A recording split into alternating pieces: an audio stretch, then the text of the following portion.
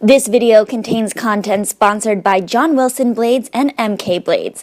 Opinions discussed in this video do not reflect the views of John Wilson or MK.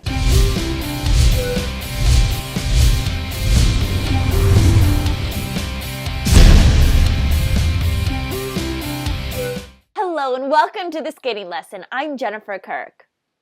And I'm Dave Leese, and today we are going to interview choreographer extraordinaire, David Wilson. Well, David, welcome to the skating lesson. We are huge fans of your work. We're so thrilled to have you. Well, thank you very much. That means a lot to me. So you have so many fans around the world for your choreographic work, but we don't know that much about you as a skater. We know you grew up outside of Toronto and moved to the cricket club in high school, and that you worked with Osborne Coulson and Petra Burka. So what were you like as a skater? Well, I was a little chubby boy. I wasn't a terribly competitive person or kid. I was very shy, very, kind of scared of my own shadow, I guess you could say. But I loved skating. Like, I really, really loved skating. It was, I ate, slept, dreamt about it all the time. When I moved to Toronto, I was just, I guess it would be like intermediate novice, like where we call it pre-novice novice, just on that cusp, because my coach had quit and started skating in Toronto because the coach I had in the small town where I was from quit teaching. It was kind of really devastating. But I was just starting to get somewhere with him. Like, I guess you could say just started to get out of my shell and have a little bit more confidence. And I had got all my double jumps with him and everything. And when I came to the cricket club, I went with Osborne Coulson because he was, one of the top coaches of the times. So, were you someone who always liked the artistic side of skating? It's funny. When my mom told this story, so I know it through her. When I was 5 years old, we went to see the Nobleton Carnival.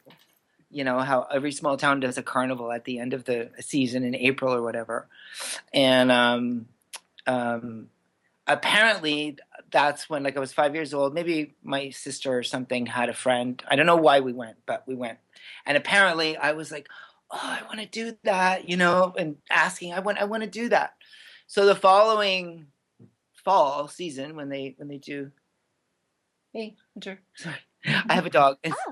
If he starts barking, I have my water spray here. I'll shut him right down. Is that how you get him to stop barking? You spray water at him? Yeah. Yeah. Oh, I need to try this. He's watching the squirrels outside on the deck. So yeah, it could happen any minute. We're prepared. So yeah, right. And so the next fall they bring me to the badge, when you start learning how to skate in all the groups, and we called them badges back in the day, the badge program. And I just cried. I just remember being horrified that first day, because there's an ice surface full of kids, a sea of kids. My brother and sister were very much older, so I always kind of felt like an only child, just me and my parents, a very kind of, secluded little existence. And so I didn't want to get on the ice. That's apparently not what I wanted. What I thought, according to my mom, was that it was going to be like the show with costumes and lights, and I was going to have a solo. Your first day on the ice, star of the ice show, Yeah. This is a skater. Yes. That's what I thought skating was. You know what I mean? So it's that's not at all what I wanted, was what they were bringing me to. So. But you were attracted to that theatrical aspect of it. Yeah. And I was such a painfully self-conscious kid, but I remember distinctly every year that we had a show, because I was the only boy, I always had a solo, and there was always a different character. And I remember this one distinctly. I was Al Capone, and I had the fedora and everything. I was 8 years old. And I remember my cousin's reaction being just floored, that it was actually me, because I was such a shy kid, so self-conscious and everything. But when I would get the chance to have the lights and the costume, somebody and else emerged. Yeah, your inner star. But not competition. Oh, interesting. No. Well, speaking about competition, you retired relatively early. I think it's when you were 18. So why was that? Why did you turn professional at such a young age? It was more like 17. I really actually quit skating at 17 for a whole summer at least. I went and I worked at Canada's Wonderland. Um, and it was my father that forced me to come back. And I didn't have pushy parents. But he basically said to me, and I'll quote, he's not around anymore, but he wouldn't mind even if I said it. He said, I didn't pay for your goddamn skating all these goddamn years for you to quit without your goddamn gold figure and your goddamn gold-free skate. You're going back. Do you know what I mean? Yeah. So I was like, oh, Dad.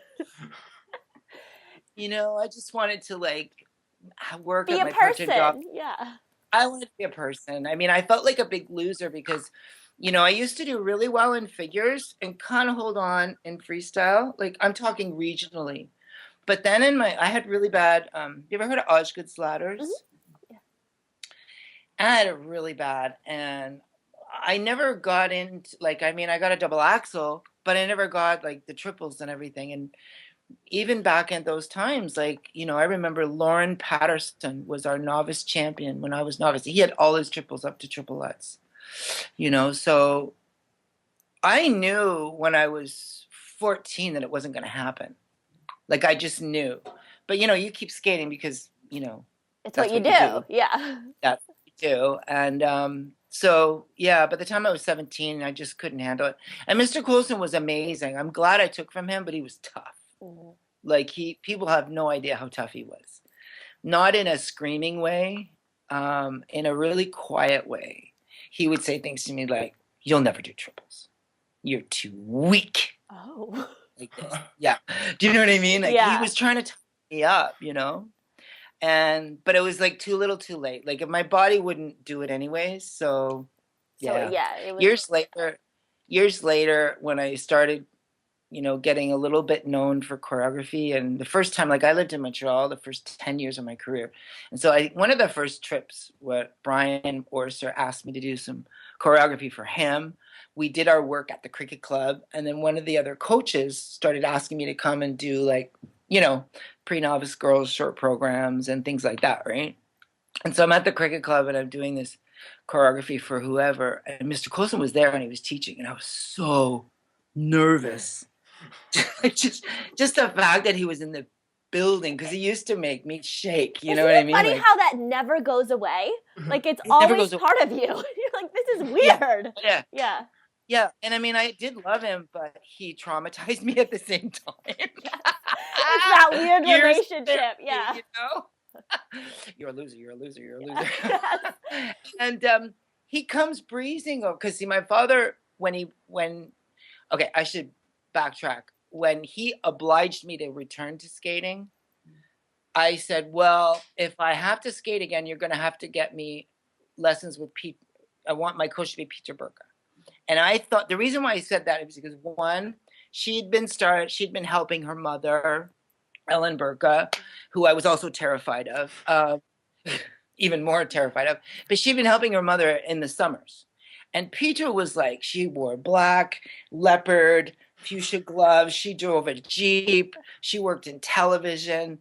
She was really warm and cool. And, like, every young gay boy would want to be friends with her. Like, she was a diva, you know what I'm saying? And, like, she didn't coach. Like, she helped her mother.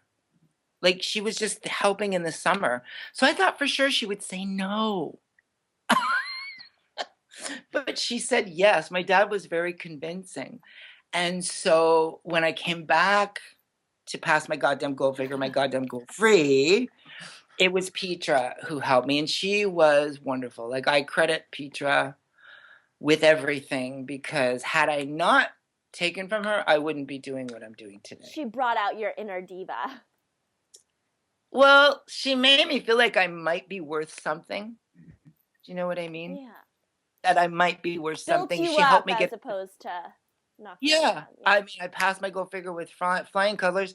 Funny story is, it was the first as herself as a coach.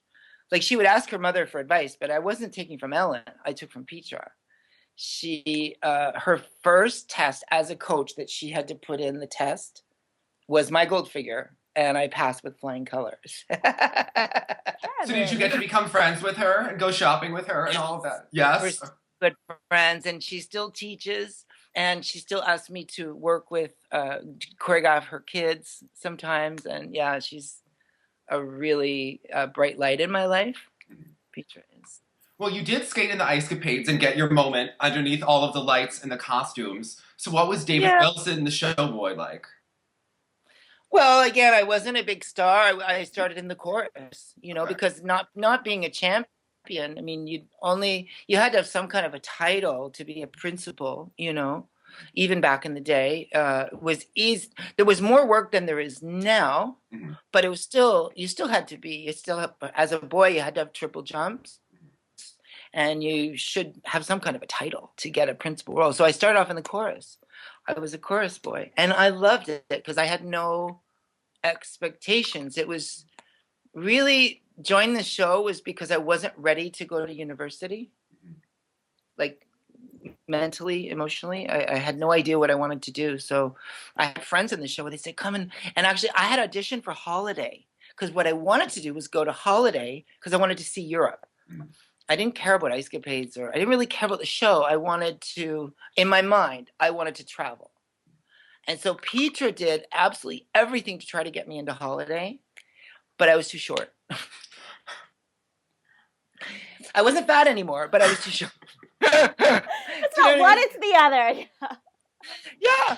And I was stupid because I didn't I should have lied about my height, because I was more than a good enough skater to be in the chorus. I was too good to be in the chorus, but not quite good enough to be a soloist. Do you know what I mean? Yeah.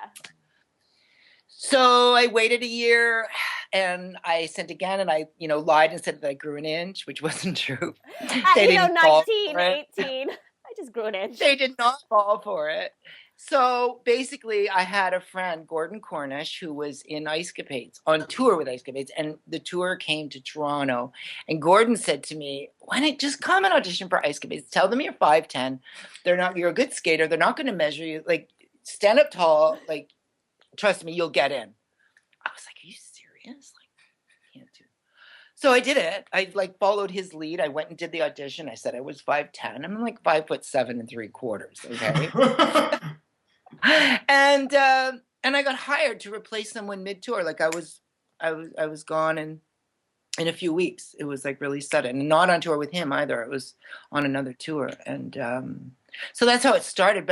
But again, I emphasized, I had no idea I was going to fall in love with skating again. I had no idea. And I really didn't. I just thought it was a fun thing to do for a year or two, and then I'd go to university, How long were you in the show for? 5 years. 5 years. And at the time, so my first performance director was Ronnie Shaver. Do you remember that name? Well, Ronnie Shaver was Canadian champion, and he was back and forth, he was kind of the arch rival within Canada of Tyler Cranston. It was Ronnie Shaver, Tyler Cranston, and Ronnie Shaver was the more, kind of masculine style skater, although he's an openly gay man, but just style wise, he was more conservative, really solid, zip, zip, zippy triple toe that he would do 10 times. He'd do 10 triple toes in a program. And he was really good. And he was my dad's favorite skater. Right? Because my dad couldn't stand Tyler Cranston. So, and so he was my performance director, and I don't know why, but he took he wasn't my first performance director. Sorry, he was my second performance director. But, he was the important one, because he saw something in me, and I was, as soon as I auditioned for understudy, he really kind of helped promote me to the company, and helped me believe in myself, and helped me choreograph an audition piece. And you know what I mean? He was really, he was the first person that really kind of took me under his wing. And then I got to be friends with people like Simone Grigorescu. Mm-hmm. Do you know Simone Grigorescu? Yeah. Do you have any idea how fabulous she was? I know the name, but I don't, yeah. Okay. So in my time in Ice Capades, Sarah Kawahara became the choreographer within a year after I joined, and everything changed. Sarah came in, she swooped in with all of her artistic genius, and she created it to be like way more theatrical, way more challenging skating wise for the chorus. It was no longer just marchy kickline. It was moving and, drama. And Sarah took from Ozzy Colson as well. So I felt a little kinship with her, although I never got to work with her directly because I wasn't a star. But in the rehearsals, I would learn the choreography like as quick as I could, and then I would end up helping everyone else because everyone was like, "Oh, fuck, this is so hard." You know what I mean? Yeah. But I loved it. Like, I loved it because it was challenging. And it was like dance. And I had taken a lot of dance as a teenager on my own. As soon as we moved to Toronto, I was hiking off downtown taking dance classes by myself. Contemporary and ballet, a lot of ballet, contemporary voguing. I took Vogue classes, kind of What do you do pre-hip-hop during days. a Vogue class? Like a lot of like. Yeah, a lot Love of posing. it. That's my kind of class. Just strutting. I'm seeing myself, kids? Oh my God. Now I'm a fat old man. But anyways, but then getting to be friends with people like Simone Grigorescu, Robert Wagenhofer, like, do you guys realize who he was? Like, I know his name, but. Yeah, well, that's the thing. Robert Wagenhofer was probably the most exquisitely talented skater of his generation. He just never put it together to be a world Olympic champion, but people of his generation, everybody knew he was so talented, like just beyond, like gorgeous. I remember in rehearsals, I mean, he could just skate down the ice and do like a no hands front walkover in the can number. He would do like quad toe triple loop. He would do a triple axel a little bit off like this, but still some miraculously land on one foot, and gorgeous lines and gorgeous, So Sarah had collected this gaggle of minions, like Robert Wagenhofer and Simone Grigorescu were the two gorgeous principals in my tour. In the other tour, it was Tom Dixon and Katarina Lindgren. Katarina Lindgren was beyond fabulous. Like, Still beyond. is, yes. Yeah.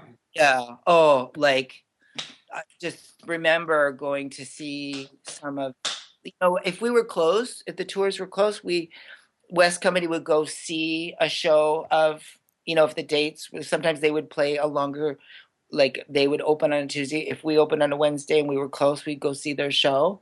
That happened a couple of times, and I got to see Katarina Lindgren perform live. Like, I'd never seen skating like that. Like, I'd honestly had never even imagined skating like that. So, and then Cindy Stewart was another one. And Sarah Kawahara, with the work that she did for the whole show, and in particular these people that I'm telling you about, transformed not just me, but all of us that saw that. So I was just a wannabe. I wanted to be them, but I wasn't. I was in the chorus, and I had understudy. I was understudy for Bobby Beauchamp, who was the Firebird, so I was the replacement Firebird. And but yeah, I just kind of emulated and admired these fabulous skaters, and it was very enriching. And still, I never wanted to teach. I would have never had the confidence to consider becoming a choreographer. Like, for me, a choreographer was someone like Sarah Kawahara. I could never aspire to be that at all. It's just a fluke of things that I ended up in this position. It wasn't because I set out to do anything. You know what I mean? So, yeah. Well, how did you start coaching in Montreal? Well, my first lover, Jean-Pierre Boulet, was a boy. He was, the new boy on my third. He was the new boy. He joined mid-tour on my third year. And we fell in love immediately. We started a relationship that got very serious right off the bat. And after a couple of years, he was very discontented with the show, with the lifestyle and the show, and he really was done. I wasn't. I remember Sarah was disappointed with me that I quit because I was just starting to get somewhere. I achieved what they call that half-ass principle. It was HAP, They called it HAP to be nice, but it was a half-ass principal. So they put us in a small feature role or a feature we did this a fours number, like it wasn't pairs or anything. It was four soloists, and Sarah created this really cool kind of. She told a story with four people kind of number, and I'd achieved that, which was a lot for someone like me, you know. And I was a reliable understudy. I was the swing spare in the chorus, so I could do stage left or stage right, and I was one of the shorter boys, but they could put me in the middle or the end. I have a really quick memory for steps, and they could just throw me in anywhere. You'd adapt. So, yeah, and yeah, they'd put a lot of trust into me, and I know that, you know, it was Willie Bitek who was the producer, and Sarah that was the head choreographer, and Kathy Steele, Willie's wife. They'd given me a lot of. I mean, you know what I mean? When I look back, I kind of think it was stupid of me to leave the show. But you know what? I was in love, and I wanted to be with Jean-Pierre, and I thought we would be happy if we had our own fridge. Do you know what I mean? Yeah. Basically. Your own life together. That's what I thought. If we could just have our own fridge, we won't fight anymore. That's what I thought. Of course, yeah, it never works out that way. We kept fighting. Yeah, so you and you coached alongside each other, and there's so many coaches who do this. Is this something that you recommend, that you advise? We did. I mean, I have to give Jean-Pierre a lot of credit. He's kind of the next person along my journey that is kind of responsible for me doing what I'm doing, because he had grand aspirations. He really did, about not just coaching, but choreographing, creating shows, doing big things. He was a big thinker. I never was. And I kind of just was, you know, tag along Sam, as it were. And he had the connections. He had taught in Montreal prior to joining the show.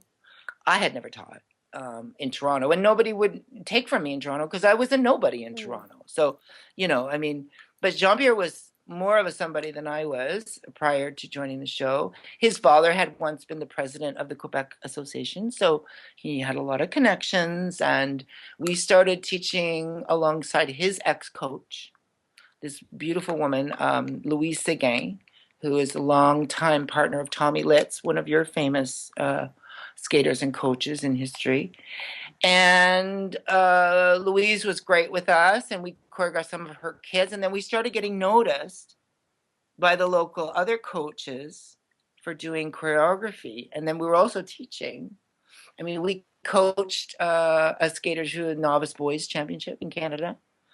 A girl that became the junior champion was our student that we coached together, along with Josie Savoie, this other girl that was a childhood friend of Jean-Pierre's that, you know, had been teaching for years as well. So we team coached, and even another girl who became third in Canada senior ladies as a coach. Her name was Annie Bazinet. She was a beautiful skater. And then JP and I broke up. So for me, I didn't know what to do. I didn't know if I should go back to Toronto or if I should stay.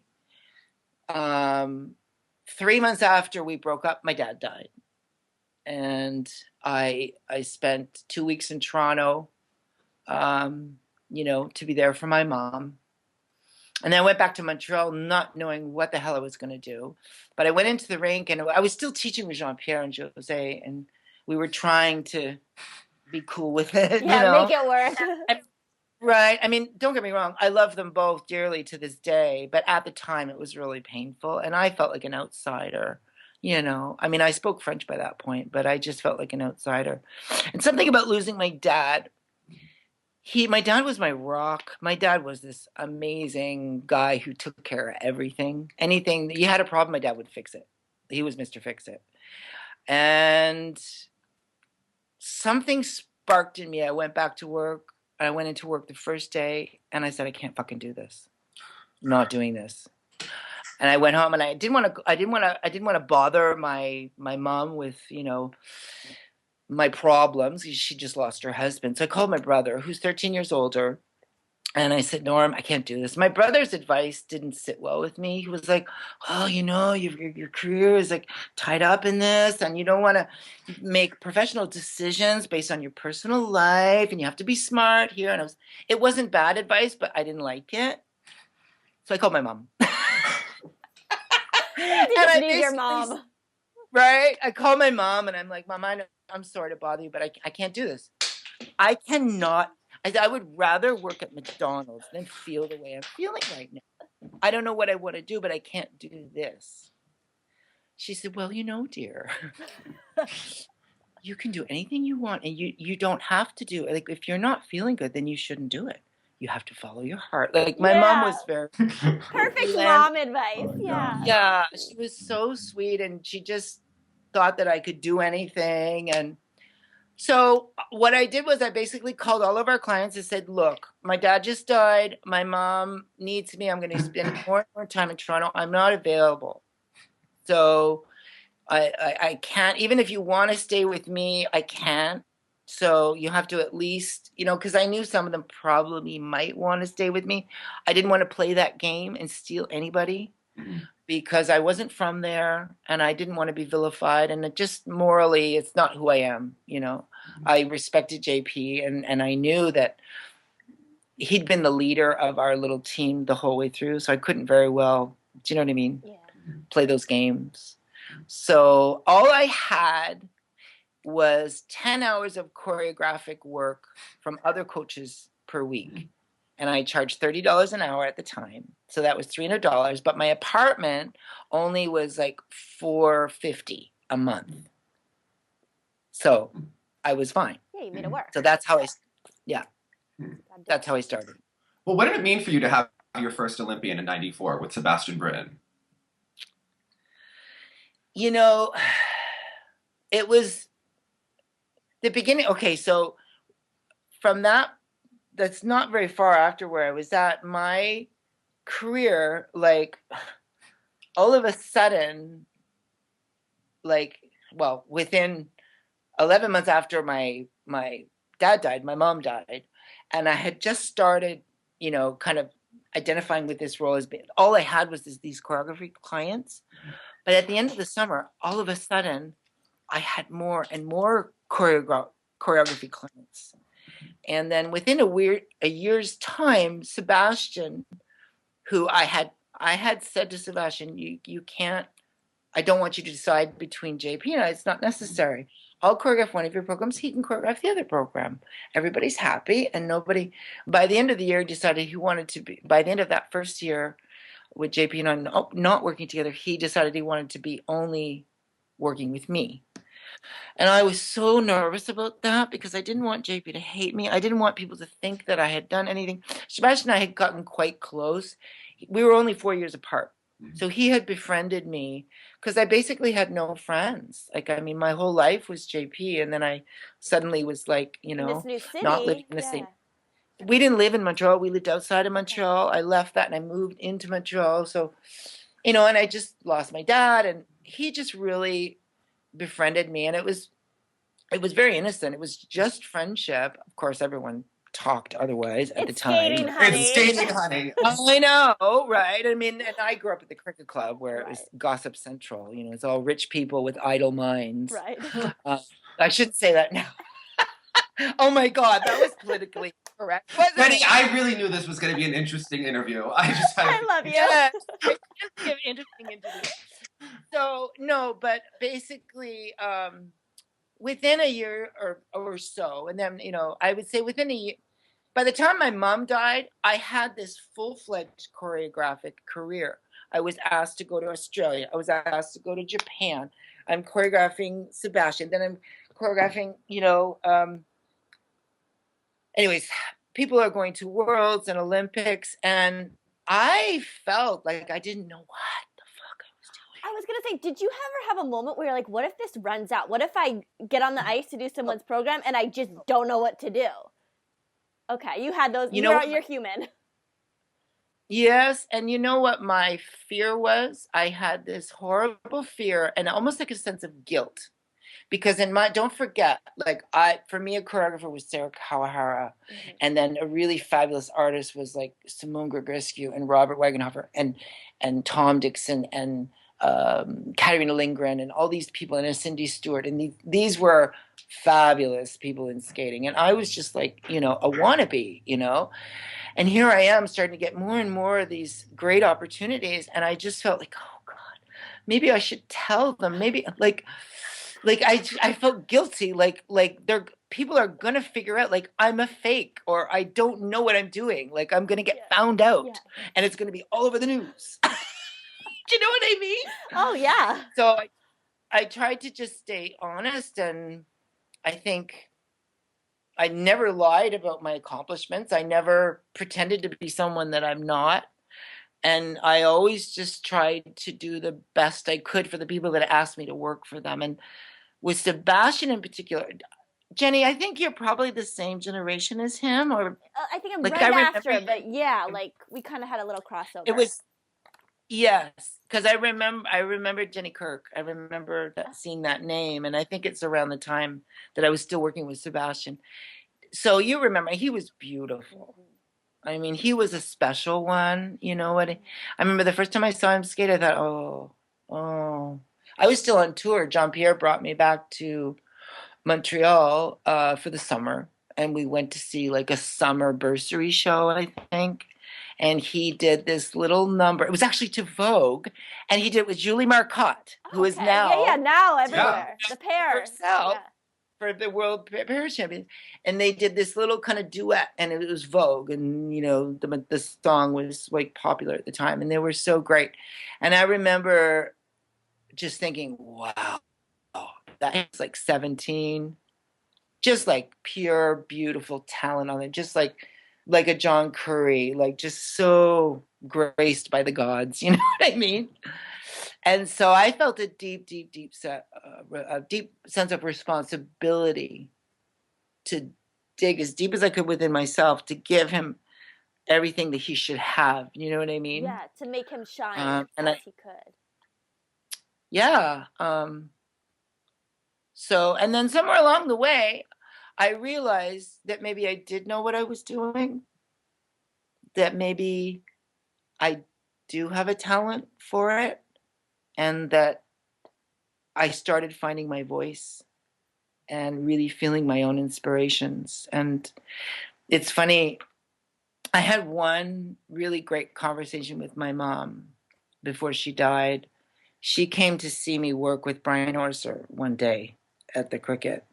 And she was so proud because neither of my parents were like sick and dying. Like they had they were fabulous, healthy, vibrant people, and they had a catastrophic health situation and were gone in 2-3 days. You know what I mean? So this was after my dad died, but she came to watch me work with Brian at the rink, which was a big deal for me at the time, like a huge deal. And she was just like beaming, and she says, I always knew that you would, just like when a mother says, I always knew their son was gay. My mom always knew that. Right? My mom doesn't say that. She's very mad. She's very mad that she was the last one to find out still. Oh, she's still complaining about it? No, she needs to be the first to know everything. So, like, you have like this, like, warm, genteel mother, and Jenny and I both have, like, lionesses. So I'm like, what is that like? Yeah. Yeah. No, I didn't. Maybe if I had a lioness, I would have been a better competitor, though. I was or just damaged, very damaged, honey. Let's hold hands and be damaged together. Let's have a moment. No, but yeah, she said she always knew. She remembers, like, Mr. Coulson used to complain about me to my mother because I was so shy. Mr. Coulson was quite the diva. Like, he was a coach, but he should have been a choreographer because he had his little hat with his feather, and he was very, tra-la-la-la-la. Well, he was always frustrated with me because I was too shy and I wouldn't, give him what he wanted. So he complained to my mother, and my mother told me, she said, I would always tell Mr. Coulson, you should see him when he's dancing in the living room with the music playing and he doesn't know I'm watching. She said, you should see him. Right? And I forgot about that. Like, I forgot. that as a kid, when music was playing and I was alone, things were always happening in my head. Like it was never just music. It was always, there was action and movement. There was a story unfolding in my head, and I would always just dance and move to music and feel so much. But as a kid, I couldn't show it. Because I was too self-conscious, right? You can do it now. You talk about dancing in the living room. Was there a moment when you felt like, I've made it as a choreographer? And what was it like seeing one of your programs on television for the first time? Was that the moment, or was it just a moment by yourself where you thought, I'm actually doing this?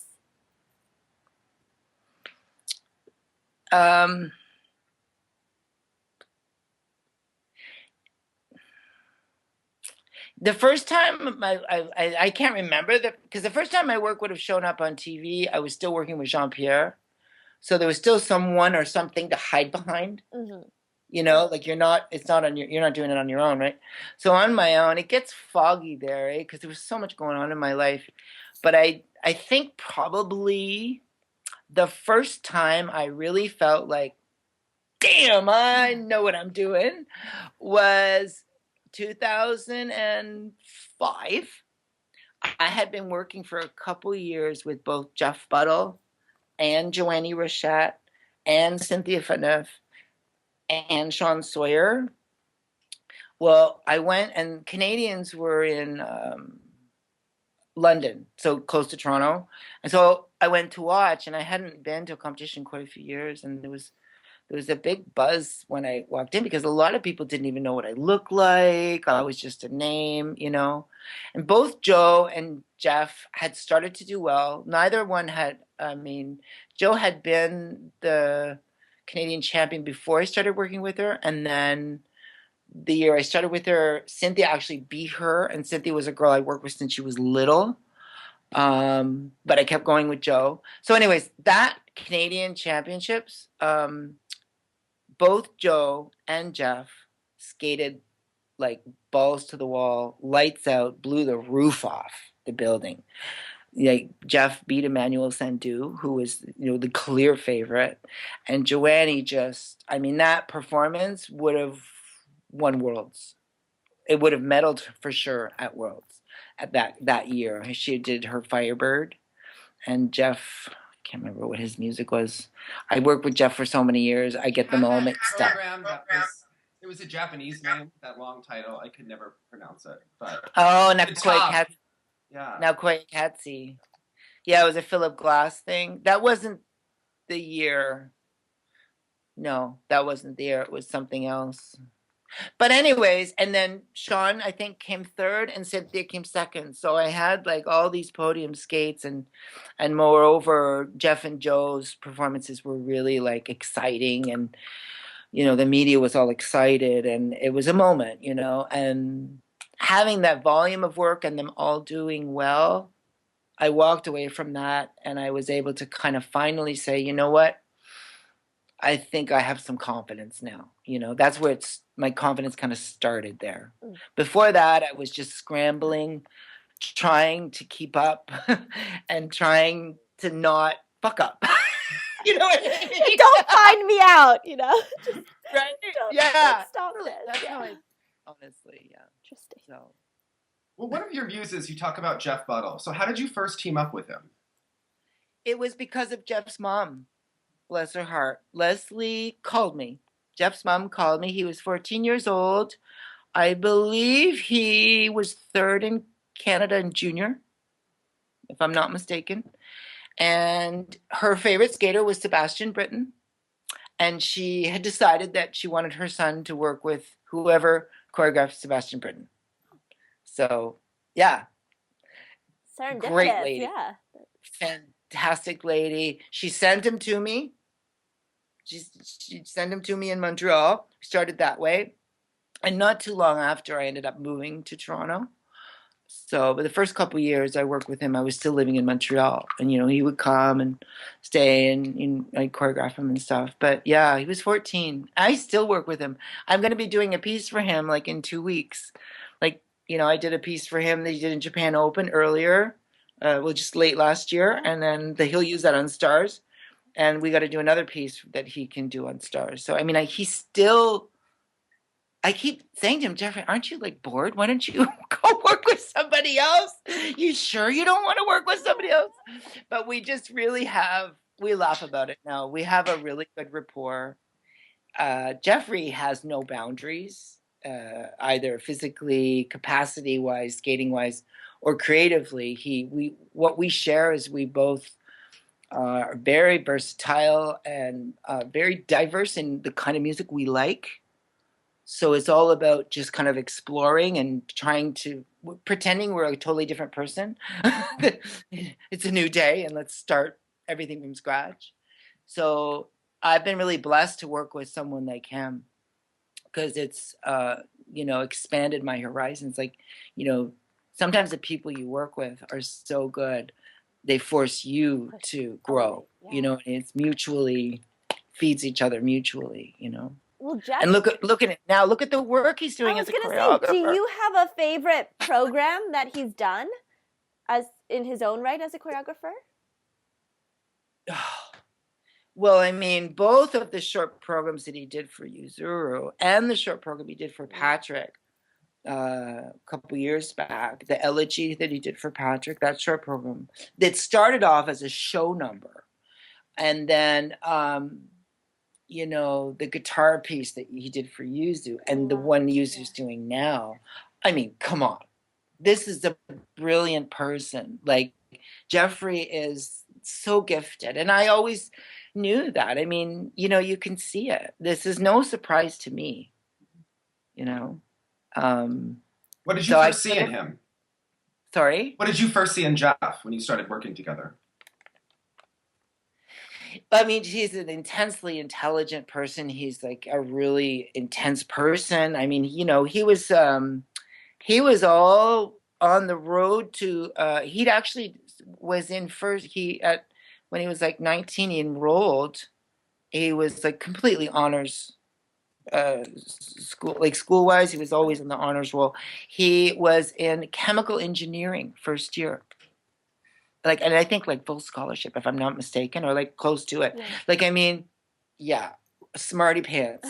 So he's like half scientist because he was really, really, really obsessed with like technique and everything. He's such a detailed person, but he's also got the dreamscape, mindscape artist, thing too. He's got a lot of duality in him. And, he ended up abandoning the schooling idea because skating took over. It was too much. Well, David, one of our good friends, Alyssa Cisney, began working with you around this time, and she is one of your biggest fans. Now, you've always talked about trying to get things out of her. So Alyssa is very perfect. So what is it like working with someone who is that reserved? Yeah, it was such a treat working with her, and she's one of the skaters that I work with. It really put her heart and soul and her trust in me. And her coach, Julie Berlin, was so lovely. And Alyssa's mom. It was really a labor of love. And working with Lenore Kay, who always did her music. Even before working with me, Lenore did her music. And yeah, Alyssa has that star quality. There's something magic about her. And she's a different kind of skater than what I had worked with before. And just such a lovely person. Yeah, I was really fortunate to work with her. You first started working with Yuna Kim when she was just a junior skater looking for a choreographer. So at that time, when you received the call from her and her people, what did you know about her skating and what were your initial impressions of her? Okay, now you're going to love this. So actually, 2 or 3 years prior, I was asked to work with her, but I didn't realize it was her or anyone in particular. I mean, it was years later that I didn't even make the association, but she used to skate up in Mariposa. And it was one time I was up there working with Jeff or somebody, but it was late in the season. It was like the end of July. I'd already moved on to follow-up phase. I was exhausted. I was done, done. And I was just like, oh, I'm really sorry. And Yuna at the time, she just was this really skinny, stringy girl that looked so miserable and so sullen, and she cried all the time. And, like it just was like really not my style because I'm like a happy person, you know what I mean? And so when she ended up at my doorstep years later, I had no idea it was the same people, like I had no clue. And all I knew is she was a junior world champion, and there's this girl from Korea. In my mind, I'd never seen her before. So I called Sebastian, and I said, "Do you know this girl?" Because he was coaching at the time, and out on the Junior Grand Prix circuit, and like more familiar with people than I was. And I had just come off like a long stint of working in Japan a lot for Mrs. Yamada, Midori's coach, and Yoshi and Yukari Nakano, and all these girls when they were babies and juniors. And I had no idea who Yuna was. And so I called Sebastian. I said, do you think I'm kind of sick of these overseas clients because you don't know if they're going to do what you give them. And I was kind of a little disillusioned at the time, wondering, is it really worth it? Or maybe I should just stick with my Canadians and the few Americans because I know I can see them more and I'll have a chance of actually doing something worthwhile. And so anyway, Sebastian was like, oh my God, David, that girl is it. You have to work with her. He said that to me, like as plain as that. He's like, you have to work with her. She is the beyond. She's the real deal. And he loved how she always looked. Apparently, he said to me, she always looked as if she like hated her coach, hated everyone. She wouldn't even look at her coach. She'd come back to the boards and like look the other way while he was talking to her, and then she'd go and do a triple Lutz and just be like totally unapproachable, totally unaffected, totally like just. Yeah. He loved that. He thought that was like fabulous, But I actually realized after the fact that was that little girl who had ended up, who worked with her because I didn't have time? Jeffrey Buttle. Oh. So Jeffrey Buttle choreographed her long program that she came second in Junior Worlds with and first in Junior Worlds with. But he was still an amateur competitor at the time. I don't even know if that's legal. Yeah, I think Adam did it a little bit. I think he had something to do with Ashley Short. Yeah. So then I called Jeff and I said to Jeff, so what was it like? Like, I mean, isn't that the girl that was and all Jeff said to me, he said, well, she's really talented, but David, she's not a very happy skater. That's what he said.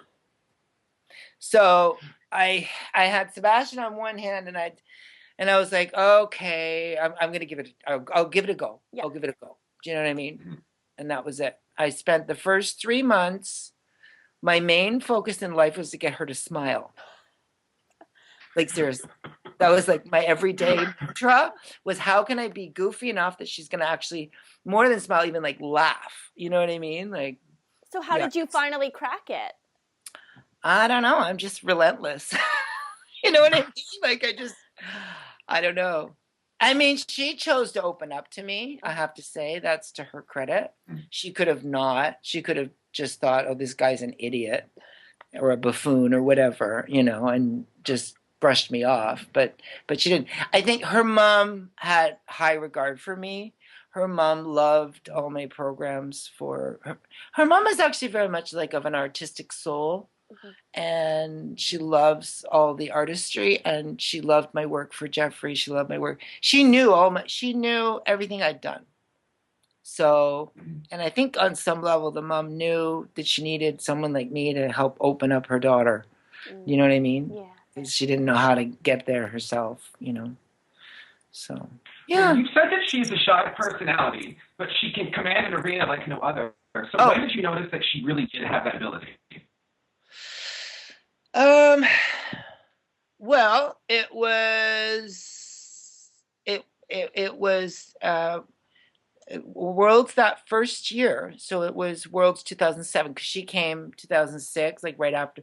So Worlds 2007, I actually went to Tokyo and watched. And it wasn't doing my choreography that I saw it. It was doing Tom Dixon's short program, because Tom Dixon had choreographed her short program for Junior World that she won with, and she kept that short program. So the first year I worked with Yuna, I only did one program for her. I did her Lark Ascending, the long program. And I chose the Lark Ascending because I thought she has a naturally lyrical style. That music is very ethereal and soft. It doesn't require it's not overly expressive. It doesn't require to be animated particularly. And it would be, well, like, it suited her. So I thought, let's start with a real comfy comfort zone and see what I can get. Well, unbeknownst to me, I hadn't really paid attention, but I mean, her short program was the Roxanne Tango and very fiery. And she stepped out there and she won the short program. Her first year, Senior World, she won the short program. And I was like, holy cow, okay, all right. And the program wasn't so good. I mean, she ended up third, but she kind of didn't hold, the long was disappointing. So, yeah, it was, and you know what the other thing is? When she started to get my sense of humor, that's when I knew, okay, we're in business here. Because I have a particular sense of humor. And she was a young girl. She was like 15, turning 16.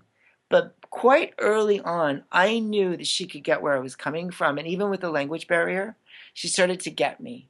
And what I would find funny, she would find funny. And then I thought, oh, okay, there's a little monster inside there. You know what I mean? You're not just so, this, right? Perfect, Yeah. So.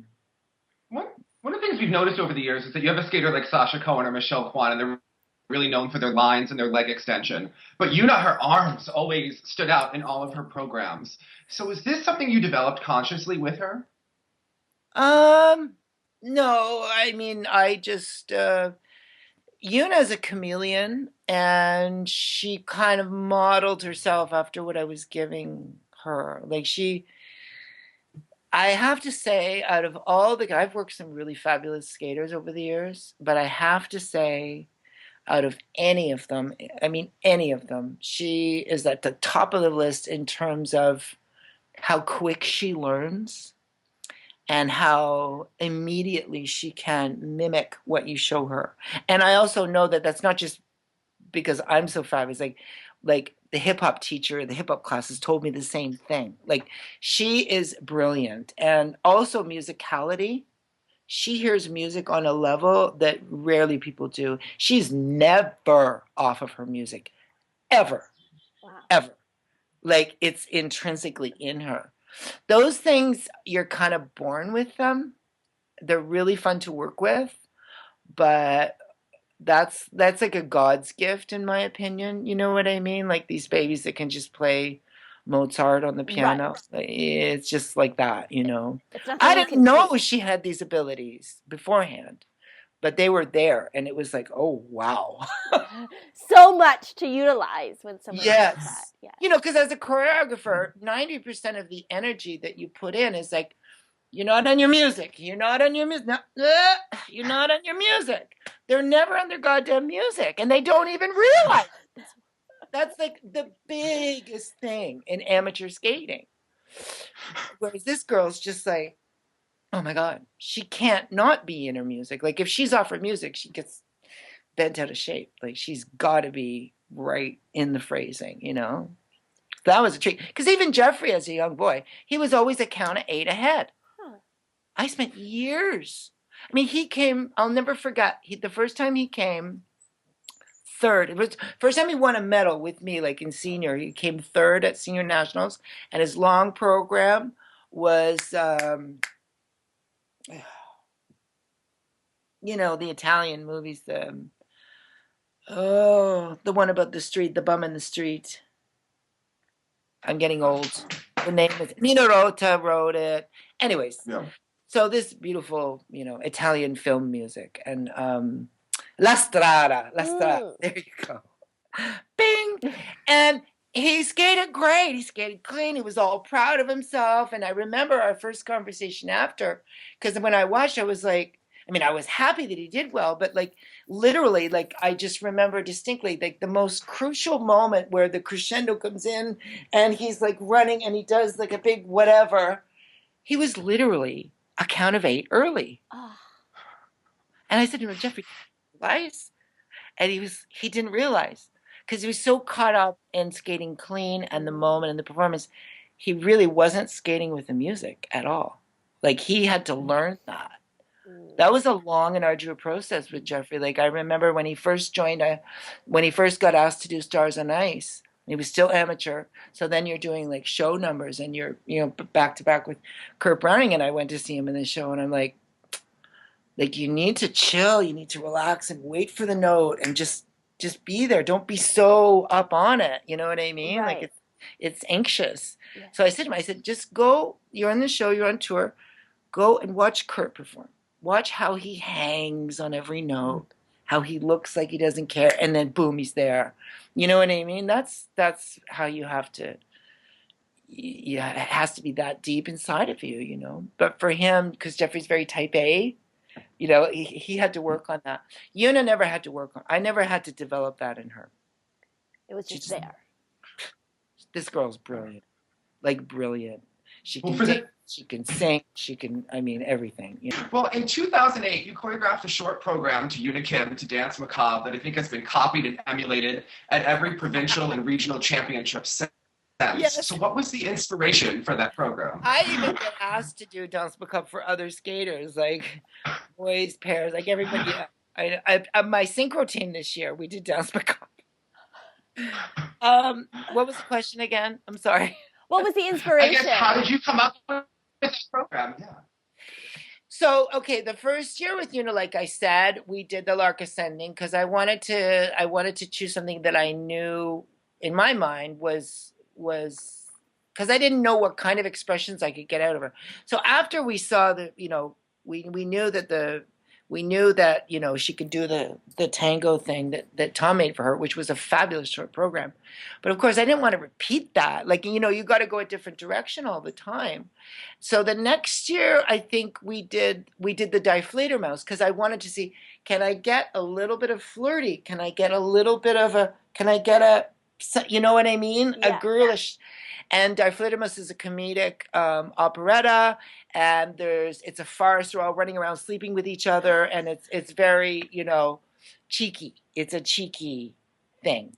So we did that. It wasn't like a giant success for her, but it was a window in, you know what I mean?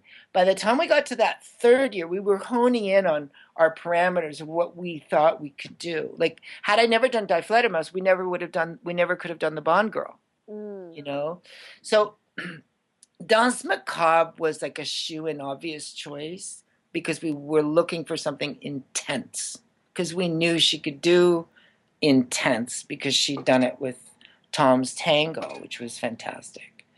And so, yeah, it was just, it was, and I've always loved that music. And yeah, I think the first thing I said to her was at the beginning when she moved her head, it was like she was like, those gargoyles and those old churches come to life. And she just like came to life and she's up above the whole city and she's like looking, you, all of you. You're all mine. Just cast a spell. You're all mine. Yeah, like power over everyone. And she got off on that. She really loved that, Who wouldn't, right? Right. Well, after the 2009 World Championships, her star was bigger than ever in South Korea.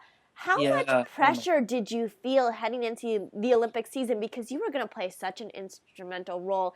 And how did you go about picking the material for that 2010 season? It was so hard, and I really have to give dibs and I have to give great thanks to Sandra Bezic. Sandra she's a longtime mentor of mine. We've worked together a little bit here and there, and it was in a conversation with her because 2009 was such a successful year. The Danse Macabre and the Scheherazade both went off so well. And then you're in the Olympics and you're the world champion. I mean, it couldn't have been a tougher situation for me, right? Right. And I was complaining about it to Sandra. I said, I don't know what to do. I don't know what to do. I don't know what to do. And Sandra has this incredible mind. Like, she thinks broad stroke. She's like a movie director. Or even, no, she's like a movie producer. She would like hire the director, hire the cinematographer, like, she has that kind of cinematic mind, you know? And after we had this conversation and everything, and I said to her, I said, I've always loved Barb and Paul. Do you remember Barb Underhill and Paul Martini? Mm-hmm. Like, when they won Worlds and they finally put it together, it was the Concerto in F. And that music has just always had this grip on me. It was such an exciting moment. And I said, what about something? Because, of course, Sandra had choreographed it, right? I said, would that be... She was like, oh my God, that would be amazing. She totally gave me her blessing. Okay. Do you know what I mean? Yeah. Like, because for me, it was like her piece. Like, she did it for Barb and Paul. But then Yuna's a girl. I mean, really, a girl hadn't capitalized on it. So she gave me her blessing for that, which meant so much to me. And she's the one who came up with the concept for the short program. I remember saying that in the media at the time, but it didn't get properly publicized. I mean, I choreographed it. Mm-hmm. I actually put the music together. The City of Prague Philharmonic did an anthology of like a 50-track anthology of all of James Bond's movies, themes and music in between, not just the theme, but the action music and everything, orchestrally. And so I bought that of iTunes and I listened, honed over that and decided on which parts to come up. And I designed the program, but the idea of doing a Bond girl, that came from Sandra. Sandra gave that to me. She said to me, what about a Bond girl?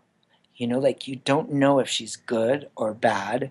If she, on the good side or the bad, she can play the victim, like, oh, James, or she can have the gun tucked in her boot. You know what I mean? Yeah. Like, that dangerous, beautiful and dangerous, that whole character. And really, a girl had never done that. So the concept was brilliant. And Sandra just gave it to me out of the goodness of her heart. And we went to town with it.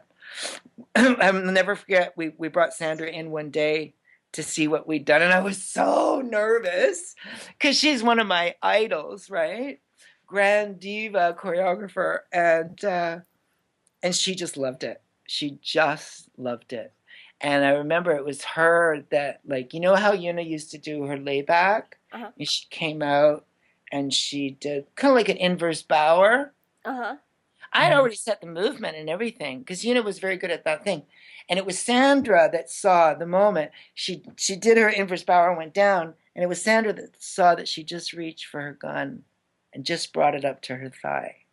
Do you know what I mean? Yeah. And that's the brilliance of Sandra Besic, that she could find a moment like that, and it's so subtle. You might not notice it. You know what I mean? Like, probably half the judges didn't even notice it. At least until the last competition of the season, because everyone's talking about it. So yeah. I can't take all the credit by any means. But it worked. Well, you talked about having Yuna take you to the Olympics for moral support. So how was she handling that pressure, and what did you say to her, and what did the entire experience mean for you? Well, it was I mean, it was very, because I haven't built my career on always being there and being in the kiss and cry. I mean, sometimes I am, sometimes I'm not. But mostly I'm not. So it was a different situation, But I have to say, I mean, I was so happy to be there for them. We all stayed in the Ramada Inn in Coquitlam. How glamorous is that? Yeah. Totally not on site. I mean, so Brian and her trainers and her mom and dad, everybody, we all were in this Ramada Inn in Coquitlam.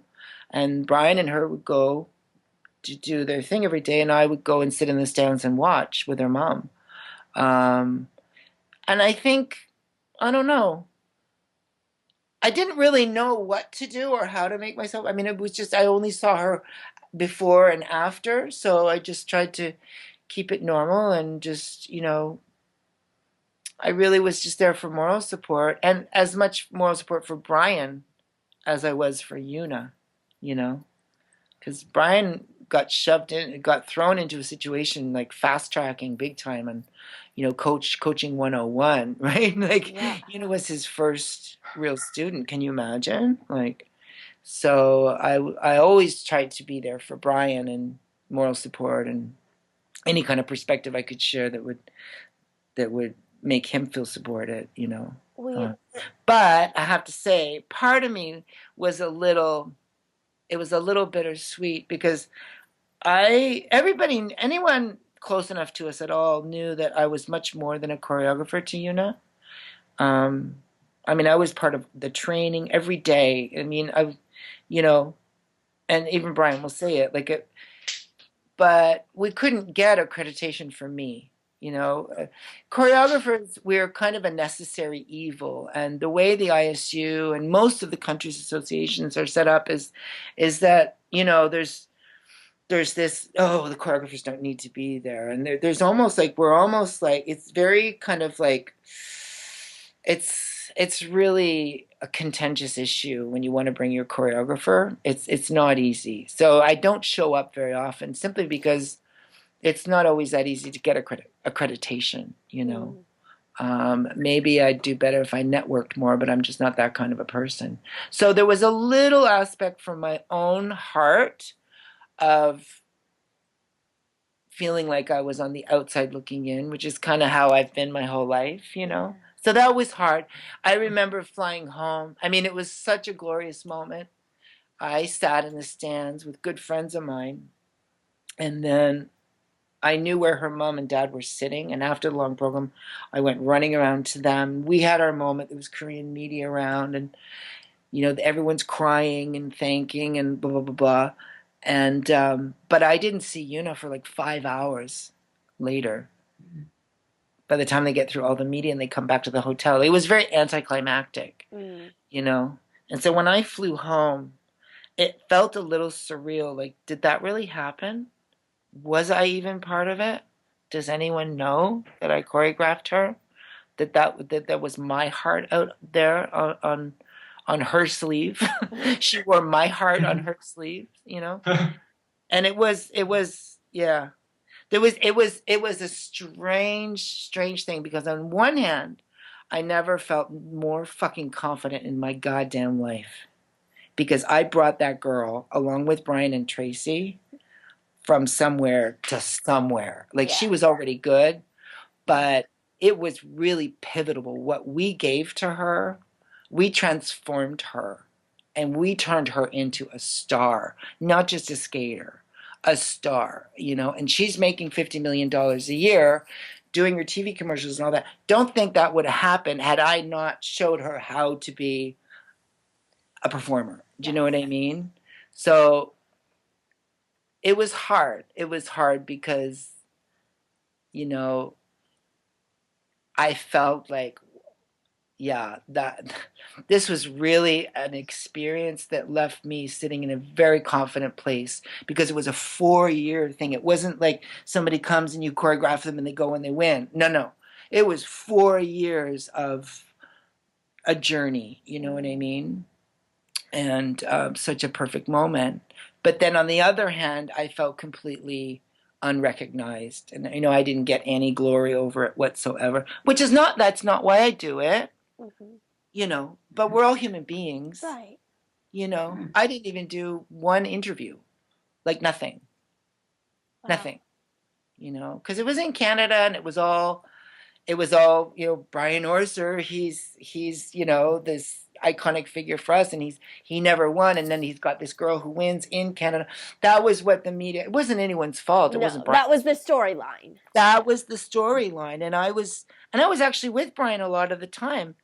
He would have to say, "Oh, this is David, her choreographer," and everyone would just pass over it like it was nothing. No one cared. Well, following that season, she and Brian split up. She left Brian, yet she kept you on. How That yeah, how difficult was that for you at that time? it was a nightmare, Yeah. an absolute freaking nightmare. You know, it's like being the children of a divorce or something. You know how children try to keep their parents together? Yeah. It was like that. I mean, I love Brian. Like, you have no idea how much I love Brian. He's been such a huge factor in my life and such a good friend to me. Nothing to do with, like, even aside from the skating and the teaching and all that, just as a person, as a friend, he is like one of the most generous people I have ever met in my life, and one of the funniest people I've ever met in my life, and I adore him. And then, you know, I adore Yuna, and this girl gave herself, like, she it sounds creepy to say she gave herself to me, but I mean in respect, I give the same to all the kids I work with, but not everyone listens. Do you know what I mean? Yeah. She took everything I said to heart. She believed in me. She actually believed that I knew what I was, like, it's so fulfilling when you get that from a skater. And she never not one day was she ever rude to me or temperamental with me or standoffish with me. I mean, she's just an absolute dream to work with. And just such, she has so much integrity as a person. And we have our funny little, you know, things in our little relationship, and it just tore my heart out. It was awful. And I kept going to her mom and trying to fix, what are you upset about? And then I would talk to Brian, well, maybe if you just go talk to her. And both parties were like, they had their horns out and they were like, it was like this, you know, and there was nothing I could do. Nothing I could do. And I still to this day don't understand what the problem was. Yeah, I don't. You know what I mean? Like, I don't get it. And then it was so awkward for me after.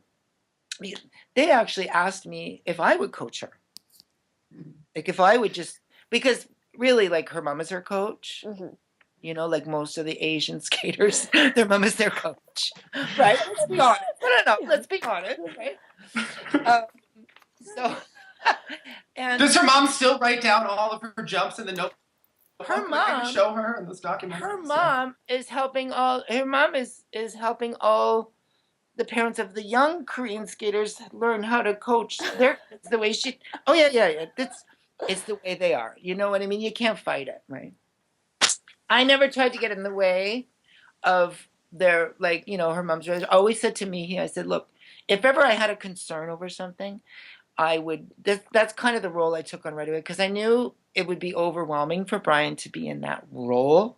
I mean, don't forget, I've been like teaching for years. He's older than me, and he's much more, I mean, he's got much more accomplishments in his life than I do. But I had more experience at being in that role of being a coach and dealing with. So I tried to kind of bridge the gap here and there. And I would often be the one that would go straight to the mom and talk turkey, you know, and say, look, Mihi, she's your daughter. I'm not going to, you know, but Brian and I really feel that yada, yada, yada. It's your decision. You can do what you want because she's your girl. But we're concerned. We're concerned, and here's why. And I would leave it with her, you know. And that seemed to work with Mihi because she still was in the driver's seat, you know what I mean? And I wasn't, you know. So, but I said to her, I said, you know, as much as I can appear and disappear from the competitive scene, I can like pop down into a kiss and cry and then not show up for 5 years later. That's one thing. Because remember when, okay, what Mihi said to me was that, remember when Patrick was without a coach there and Lori kind of took on that role with Patrick for a few competitions there, and and that's what, you know, his mom said to me, you know, can you do like Lori did? And I said, here's the deal. I was still trying to make it work with her and Brian. So I said, here's the deal, me. He said, I feel like my role with her is that of a choreographer. If I had to be her coach, I think I would lose my effect on her. You would lose the benefit of having me as, you know what I mean? Yeah, there's a different way of seeing you when suddenly you become a coach. It's like the difference between your parents and your really cool uncle. Right, that you can go and tell your secrets to and just hang out with. Yeah. Yeah. And I didn't want to lose that role. I didn't want to lose that relationship with you, and I didn't want to be your coach. You know, so she went to California and she ended up with Peter. And I knew Peter in the show. Peter and I were in Ice Capades together. And Peter's an awesome guy, Peter and Karen, and they were lovely with me. And, you know, I went down a couple of times to see how she was doing. And she came up to work with me in Toronto, and I kept supporting her and I kept choreographing her. And you know what? This speaks volumes to what one top of the line classic guy Brian Orser is he gave me his blessing. He never made me feel like I had to choose between him and Yuna. And I still work with Brian's kids, and Brian would even still compliment me on my work with Yuna, even though it had ripped his heart right out. Do you know what I mean? Yeah. Like, still see the good. Yeah. Brian is one of the earth angels. Do you know what I mean? He's such a good guy. And so we got through it. You know, suddenly I was left choreographing her shows all by myself, which was terrifying, but at the same time, a really great experience for me. Like when we brought the show to LA and I had Michelle Kwan in the cast and everything. And it was just like, oh my God, how did I find myself here? And I remember Sarah Kawahara came to see the show. I went into the change room with all the kids. I'm like, okay, Sarah Kawahara is here. You might not realize it. Yeah, but to me, it's a huge deal. On your toes. You know, so yeah, and it did pretty good. It went off pretty well, and so it was a great experience. But part of me always missed. I mean, the first 4 years with Yuna were really. It's not like I enjoyed it more having her all to myself. No, because when she was in Toronto, it was, you know how sometimes they say it takes a village? You know that expression, it takes a village? Well, the village was the cricket club. The village was Tracy Wilson, Brian Orser, myself, and a lot of the other, you know, coaches and people of the cricket club that were all so supportive. And those were 4 very, very special years. And it was never quite the same after that because I didn't see her as much, you know. I only saw her sporadically throughout the year. I mean, we always kept our really fun rapport and everything, but, you know, it wasn't the same, you know, like it just wasn't. And she moved back to Korea and, you know, a lot of this is cultural. Do you know what I mean? And it's like, and what she was becoming, this more extroverted performer, was because she was not in Korea. Like, they don't do extroverts in Korea. Do you know what I mean? Like, they don't, it's culturally, like, it's beyond them. You know what I mean? And if they do it, then have you seen K-pop? Yes, yeah. Okay, so K-pop, the guys all have, like, green hair, blue hair. So extra, so fashion. It's like so androgynous. It's over the top. They're like walking cartoon characters. The girl groups are all like pussycat dolls. So like, ooh, and it's all like over super sex, like cartoon characters. They don't understand. And aside from that, they're close. Do you know what I mean? So when she went back to Korea, like she did a fabulous job in Kitchener, or where was it? London? Worlds in London, right? 2013. She won. I hadn't seen her for months and months and months and months. I mean, I gave her I choreographed it. I saw her once for follow-up. That was it. And she skated that program to perfection. She was on every phrase of the music. She was gorgeous. She skated clean. She was commanding, everything. But the complaints I was getting was that there was no more face. The face was gone. And they were right. The face was gone because she had her Korean face on. And Korean faces don't show emotion. The eyes don't invite you in. These were all the things that not just myself, but we had developed in her. We'd encouraged out of her. We made her feel safe, that she had the freedom to be that person. And that was no longer happening. And it was not there. So even though she won, I was getting a lot of complaints like, no, not the same. The spark is gone. The magic is gone. The face is gone. The eyes are gone. And I knew it, but what can I do? Like, what can I do? I can't kidnap her and bring her back to Canada. You know what I mean? And I'm not going to move to Korea. And even just, I couldn't just do, you know, I don't know. It was unfortunate. I have to say, as much as I love that girl and as much as I'm forever grateful about being part of her illustrious career, in the end, it's disappointing. I know you know, let me explain why. And she knows this because I've told her. I mean, she knows. Because in my mind, she was the kind of talent that was like a Kurt Browning, that would be transformed into the sport, that would bring the glory days back, not just for herself, but for all of us, that there would be movies, that there would be Carmen on Ice, that there would be Singing in the Rain, filming this, that, big, glorious, expensive productions with all the most fabulous things. She might be singing and skating at the same time. Who knows? Everything, everything, everything. She was the kind of star that I thought would actually reboot figure skating for the whole world. That didn't happen because she moved back to Korea and she doesn't even skate anymore. She doesn't even want to do shows anymore. It's just, you know, she's the mid-20s and she's done. Like, so it just, for me in the end, it was really heartbreaking because I felt like I'd failed somehow. Like I hadn't inspired her to see how wonderful her life could be, you know, like but for her, she can do a TV commercial and sell beer or tampons or whatever and make $50 million. So why bother going to put all the effort into skating? Like, do you know what I mean? It is. But Well, she had stepped away from this. Yeah. She stepped away from the sport during that time. She took a season off. When she came back, was it her decision to come back? Is it her mom and her team that kind of pushed her to come back? I mean, how internal was that motivation?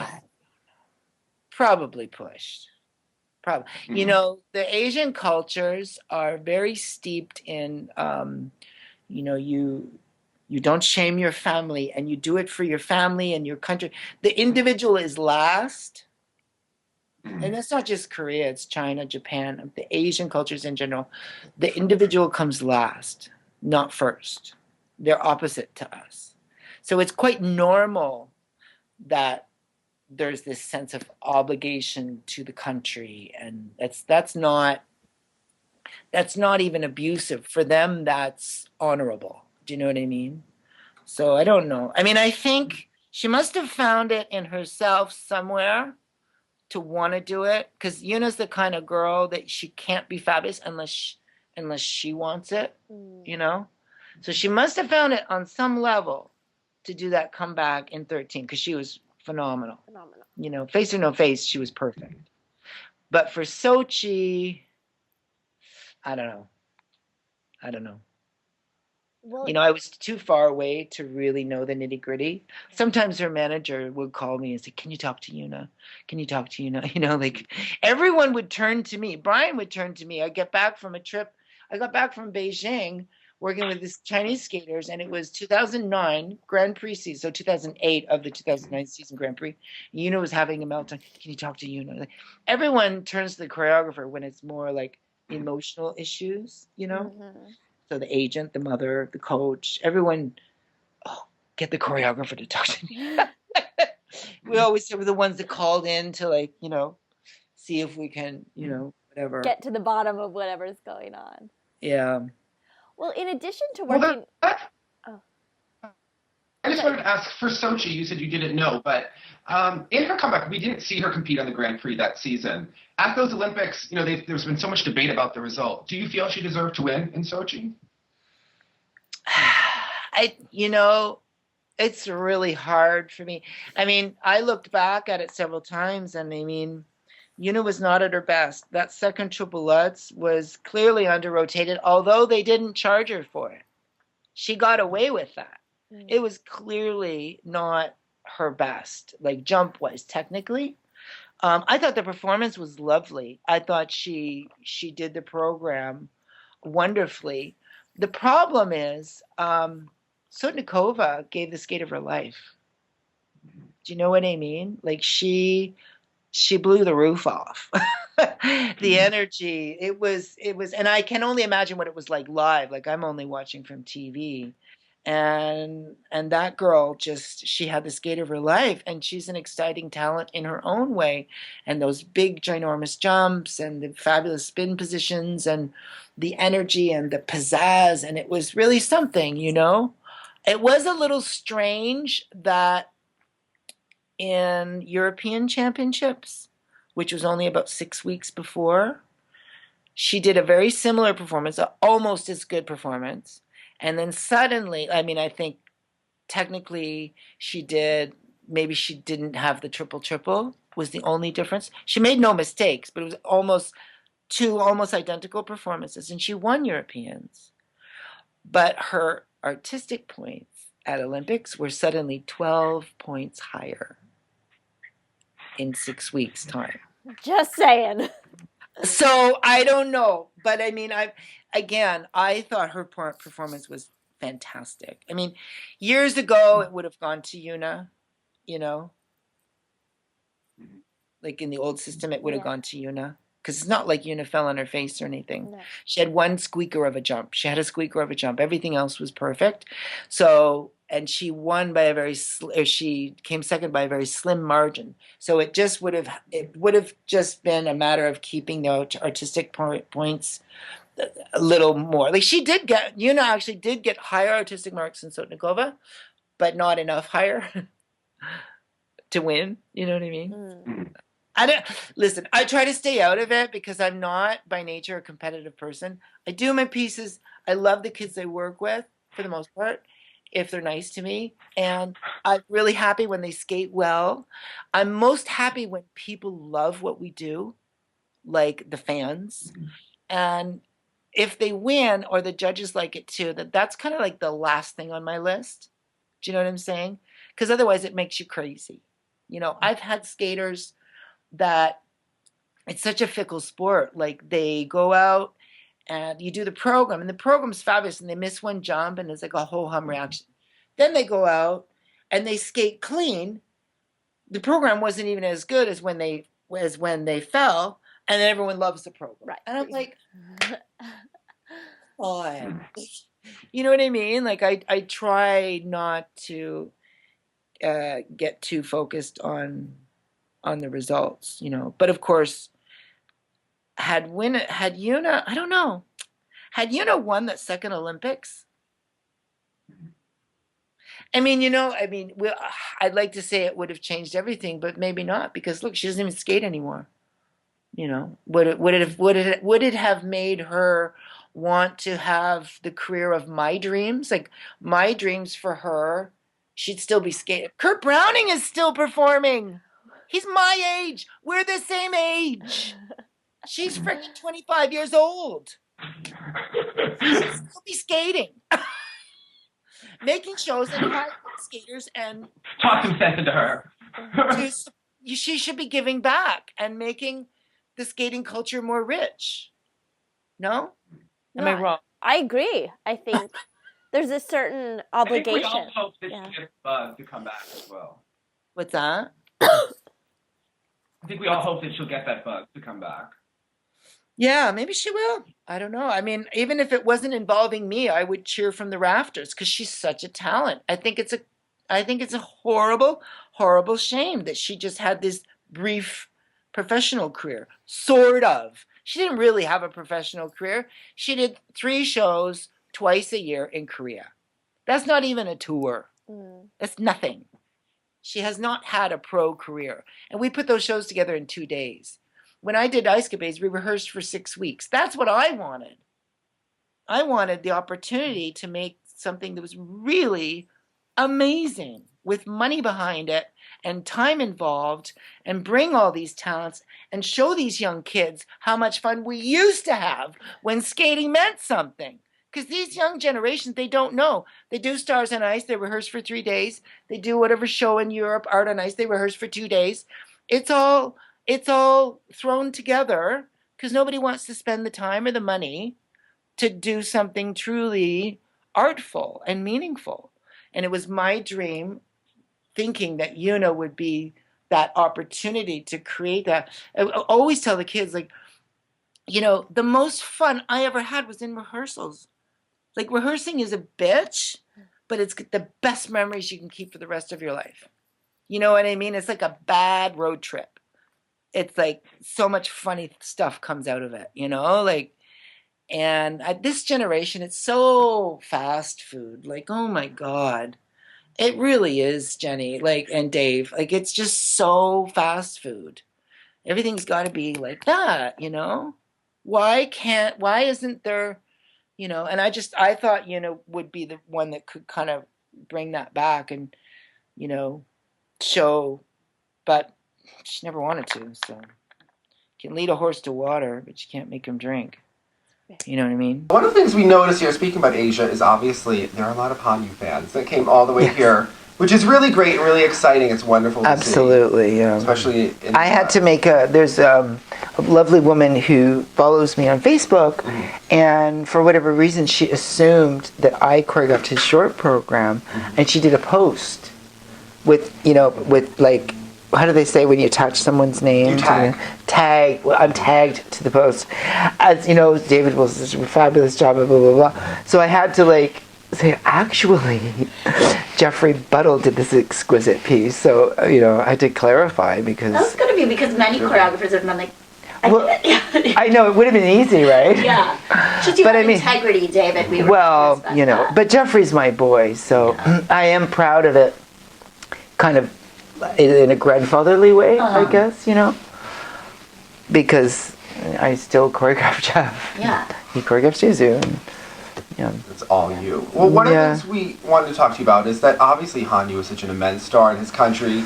He's in a movie coming out. Oh, is he really? He's in a movie with he plays the whole free skate, and he's a warrior, and it all ties. He is a warrior. Yeah, he's a warrior. That's not in a the stretch. movie too. Oh, he is a warrior in real life, but he's playing a warrior in the movie, I believe. Wow. Now, you've spoken a lot. Amazing, You did an interview where we spoke in depth about Yuna. How do you compare? Because obviously, we see Hanyu 2014, 2016 is the star of Japan. He's like a Yuna, isn't he? Yuna was the star of Korea, but how do you compare them as people on a daily basis and as skaters? They both have that ability to come alive, for sure. Yes, they're both laser sharp when it comes to the attack, like the warrior thing or the tiger thing. Like, they're fierce competitors. They're both extremely self-directed, you know what I mean? And strange enough, when I worked with Yuzu, he told me that Yuna was his idol.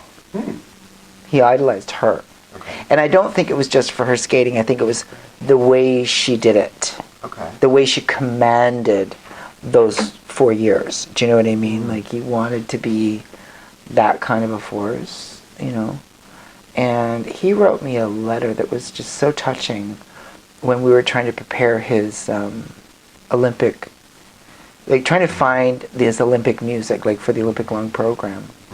And I didn't want to do it, but he had his heart set on the Romeo and Juliet, because I've done it 3 million times for all these different people, ladies, men's pairs, and God knows, But he just had his heart set on it. And the letter he wrote was so touching, because he was like, please help me do this, because I'm ready, like, I'll do anything. I will die. I'll do anything to be the Olympic champion. I don't want to wait till 2018. I want it now. And I'll do anything. I'm willing to die for it. Like, anything you tell me, I'll do it. Like, but help me. Like, help me. It was like Jerry Maguire. Like, help me. Help you. And I mean, yeah, the boy's got intensity. Like, whoa. Is he intense off the ice? He's pretty sweet. He's kind of a sweet boy, like, high, and he laughs easily in practice. He's nice with everybody around. He's not really. I mean, maybe he can be. I don't know him. Is he allowed to have fun, and does he have time to? I don't know him that well. I never got. I worked with him for like a year and a half, like 2 seasons. And I never got as close to him as I did with Yuna. Not anywhere near close. So I never had that relationship with him like I did with Yuna. So obviously, I can't say. You have worked with him. Yes. You worked with Shaylin Board, whom you've collaborated with. Who I adore. Deeply, deeply, deeply loves. And he works with Jeff, whom you also love. Who I adore, and I'm so proud of. My babies. They're my babies. Mind you, Shaylin I only ever worked with a little bit. I choreographed a piece for her at a certain point in her career to Joni Mitchell, Woodstock. It was gorgeous. And a dream come true for me. And Shaylin and I have collaborated together. We've done pieces together for pairs. We've done pieces together for dance. Of course, she's been in the shows. She helped me choreograph the show, the last show for Yuna. She came in and helped me put it together. So I just she's one of my loves, So when he's in the ring, do you still work with him on a daily basis, like you would work with Javier or Yuna? Like, do you give him lessons or touch up his Hanyu? Do you? I don't work with him anymore at all. Okay. No. Okay. No. After the Olympics, that was I haven't worked with him since the Olympics.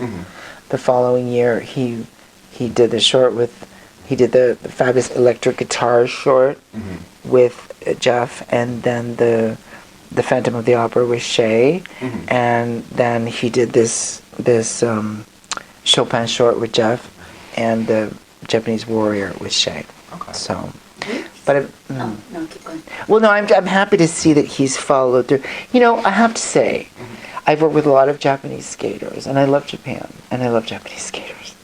However, with my experience, the Japanese skaters typically, there's been a few that I had ongoingness with, like Nobunari Oda. Then he left, and then he came back. But there was, people don't understand that with choreography, you get your best work after 2-3 years. I mean, you can hit it out of, sometimes you do the first gig and you hit it out of the park, and that's great. I'm not saying that doesn't happen. It's just that if you can develop a relationship, it is very fruitful. And the Japanese, they tend to shop the world. They buy the best from France, the best from, and you see it in their culture. You go there and it's like, oh, there was a fabulous Italian. They just kind of shop the world. So most of the Japanese skaters have traditionally gone through a rotation of choreographers, and every year they have a different choreographer. You know what I mean? And I've worked with most of them, but not more than once or twice each. You don't get.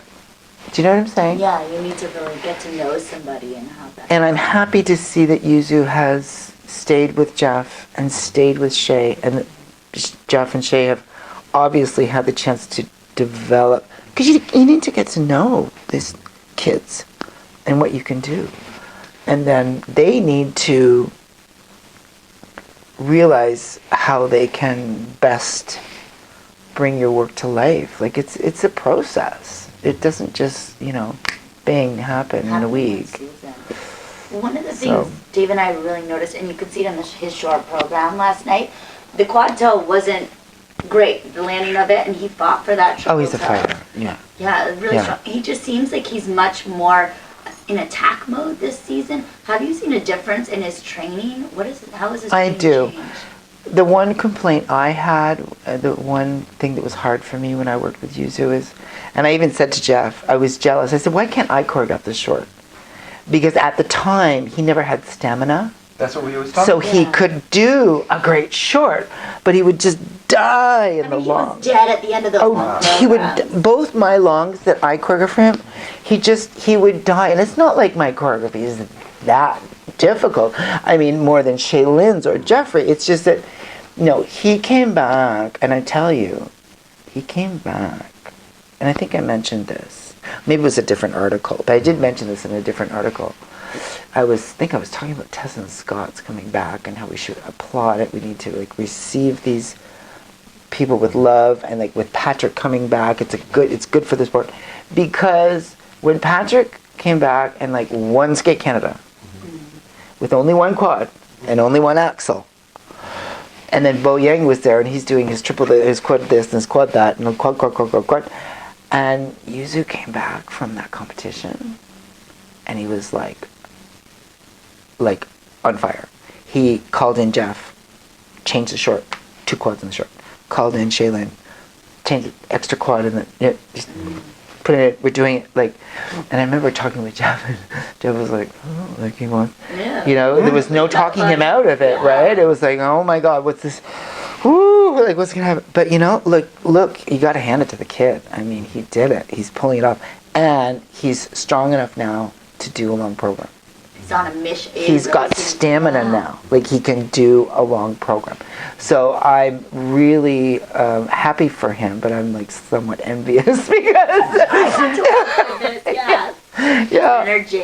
Yeah. So, but it's great. I mean, you know. Speaking, we used to, those programs you talked about him, I think we were always saying he's so brilliant at the end. He's like a noodle, like he's which is completely evaporated. Or he would fall collapse and just like, Yeah. Absolutely. Well, he just, you know, he didn't have the stamina, but he's obviously worked on it, and he's willed it to be. I think Yuzu's that kind of person. If he wants something, he will will it into reality. Yeah. So. Well, he skated to Romeo and Juliet and Notre Dame de Paris, which were used so heavily, not only in skating, but those particular seasons. The same thing, I think he did Notre Dame de Paris, Marilyn Charlie were using it. It was obviously... And then he did Phantom of the Opera. Yes. That was, well, when I first started with Yuzu, what did you want to do? Phantom of the Opera. I said no. Patrick had just finished with it. Yeah. I wasn't even working with Patrick at the time, but I was like, or maybe I was. I think I had started with Patrick. But I didn't do Patrick's Phantom. Of course, Laurie did. But just because, you know, I mean, I was like, you want to make your own statement. Come on. Right. There's lots of music out there, and you're really good. So I was trying, but he also idolized Johnny Weir. So the Notre Dame was my compromise, my way to, because Johnny had done it. But it wasn't something it was like the most notable piece for Johnny, but Johnny had done it, so he liked it. Because Johnny did it. So. Do you think he's having more of an artistic awakening after? Because it seems the last year, at least this year, he's... you know, honestly, I don't know, because don't forget, I'm just watching at a distance. You know, I keep a polite distance, and I'm not involved, so I you know, and obviously I'm working with Patrick, so I'm the competition, and Javi, so, you know, I keep a graceful distance, and, you know, but I see things, I mean, you know. You talk about working with Javi and Patrick, and then obviously Yuzu. How do you compare the three of them? I know, eh? Well, we were just talking about that the other day, because don't forget, the Olympic year, I worked with all three. So I almost had the whole podium. I'm not being braggadocious, No, you're just but had Javi not made his little Bobo mistake of the extra whatever, his extra triple toe mistake, he would have. Mistake, you know? Yeah, he was fourth because of that. They would have been the whole podium, you know. And I struggled with it because that's kind of a daunting task to choreograph all three top men in the world, you know, and have them be distinct and have the work all be good and worthy of them. But the thing that made it easy, and that I'm still enjoying with the other two, with Javi and Patrick, is that they're so different. I mean, they're so different. They're just different kind of people, different bodies, different skating styles, different jumping technique. I mean, they are just, you know, because you do have certain types of skaters, and you can see, oh, this one is kind of like that one, and so on and so on. We see that. Genres, yeah. Genres, and through the generations, you know, oh, that guy reminds me of Charlie Tickner. Or, oh, this guy, like Sean Sawyer was very taller, Princeton, you know, like, you know, you see these kind of types. You'll see, like, that Russian boy today who's in the final group. He's so young and so talented. He's so Ilya Kulik. So precise. His jumps are like, and just perfect, you know, like. But these three guys are each their own unique type, which is so cool. Three of the best ever. Three of the best ever, historically ever. So it is really quite astounding. I mean, Javi has this Hollywood charisma, this presence about him. You can't quite put your finger on it, and he just can do these pieces that are so refreshing and so they bring the public in. I mean, people love him. My condo where I live is, obviously they all know that I do choreography. And of all the skaters that they know I work with, they only ever ask me about Javi. Oh, how's your Spanish boy doing? Well, that's Jay's crush. I saw your Spanish boy on TV. That's Jay's crush for a couple of years now. Really? Yeah. And Nikki better. Oh. She has him, but And he was on our show and was just so charming. Isn't he? No, he's for real. And he comes from love. His parents are absolutely the most adorable thing ever. His sister, you know what his sister told me? His sister was the Spanish champion before him. Like, she's a little older. And, she kind of hit whatever kind of the ceiling and had decided, okay, if I want to make it to Olympics, maybe I'm going to try dance, because she was a beautiful skater, but I guess the jumps were kind of, she'd reached a limit. And she told me this over dinner when I was over there with him in Madrid. And she said that she'd tried the dance, and she had a partner. It was going really well. And it was really looking like it could go somewhere. But Javi was starting to really do well and getting junior Grand Prix and really getting a lot of attention. And it started to look like, my little brother has got some real potential here. So she quit and went back to school because I gave him the money for 2. That's amazing. I almost cried. Yeah. And she said it was such love. She was proud of it. Like it wasn't like any regrets or anything. No resentment. Nothing. Only love. And now she's becoming a nurse, and they're just like, ugh. Good people. Oh my God. And his father is so handsome and so debonair and so gracious, and his mom is like so adorable. She should do Paris. Like, she weighs 65 pounds. Oh. You pick her up. Yeah. Like, she's so cute, But yeah, he's a great kid. Great kid. Well, speaking coming from love, one thing that I've gotten from people doing research about you, is that they all say that when you work with you, you genuinely want the skaters to do well. So obviously, yeah, and you want, but doesn't everybody? Well, I mean, it's a business, And it feels like you make those personal connections. It's not just I want to make you look good on the ice. I really want to get to know you, care about you. So what is it like watching them compete? Because you have these men competing against each other, and you know how bad they all want it. You see Javi, you see Patrick. What is it like seeing them compete against one another? And how do you? It is strange at times, but it's not. I've had that situation before. Like I worked with Cynthia and Joannie when they were both kind of tit for tat. Fighting for world champion. No, but it's all relative. They were fighting for the Canadian champion. True. Yeah. So, I mean, but it is strange. The thing that people don't understand, for me, I was barely competitive. Like, I never even actually competed at the junior level. I competed at the novice level. So for me, this whole world, I was always on the outside looking into this world. I was friends with all kids that were national, international, at the cricket. But so I was always on the outside looking into that world. It wasn't my world. And so for me, I don't know. For me, it's.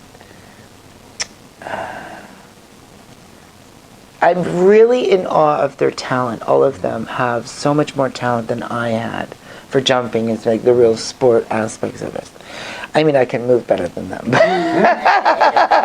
Most of them, right? But there's this part of me that is just so thrilled, really honestly thrilled, because I would have given my left arm, and I'm left-handed, to be that talented, So it's kind of a selfless place that you go. I feel responsible to try to give them as much as I can, as much as and to, like, I'll never forgive myself for not getting Yuna to point her goddamn toes. Neither Because will Dave. trust He me, will not ever let you forget friends that. of mine that I've known and loved for years were emailing me. I mean, toes are the most important thing to me. Everybody knows, you know what I mean?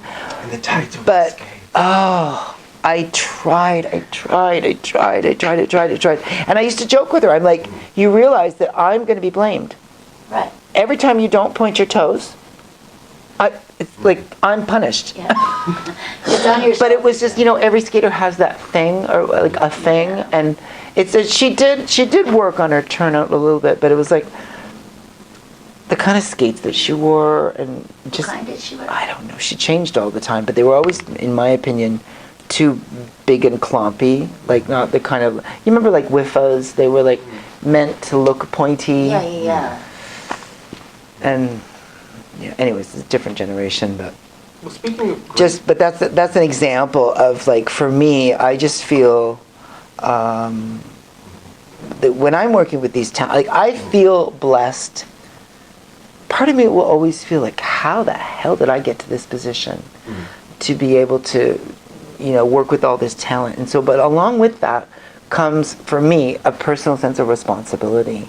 I think of Sarah Kawahara and how incredibly talented she was, and like how affected I was by just watching her work. I never even got to work with her personally because I wasn't a star, but she choreographed the show, so I got to see it happen. I got to be around her, and even my coach, Ozzy Colson, and the skaters that I work with, all the talented people that I've seen, and I think, God, I'm working with these kids. I'm trying to channel everyone and give them, All of yourself. yeah.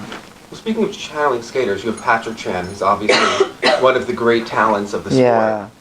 And you have a little bit of a different approach to him this season. We're seeing Mac the Knife. What are you trying to channel in his skating? What are you trying to bring out that we haven't seen from Patrick? That comes from Patrick. We see, we did a show number for him to Tony Bennett, and he loved it.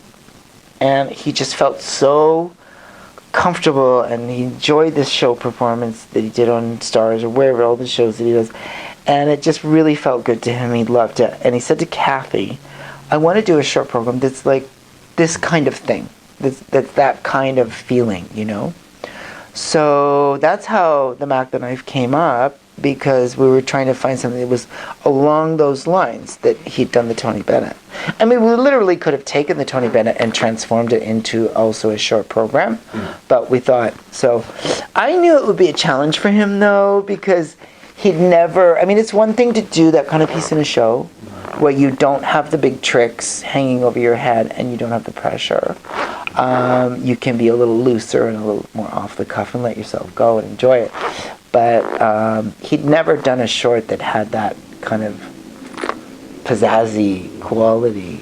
So it's taken him all season. I mean, he really only performed it under pressure really, really cleanly at nationals. It wasn't bad here, he went down on the axle, but the overall was there. So I was happy for him with this, but His long programs are usually more classical, and we see that this season. Is that a conscious choice to have the long where there's more technical content? That would be a little bit slower?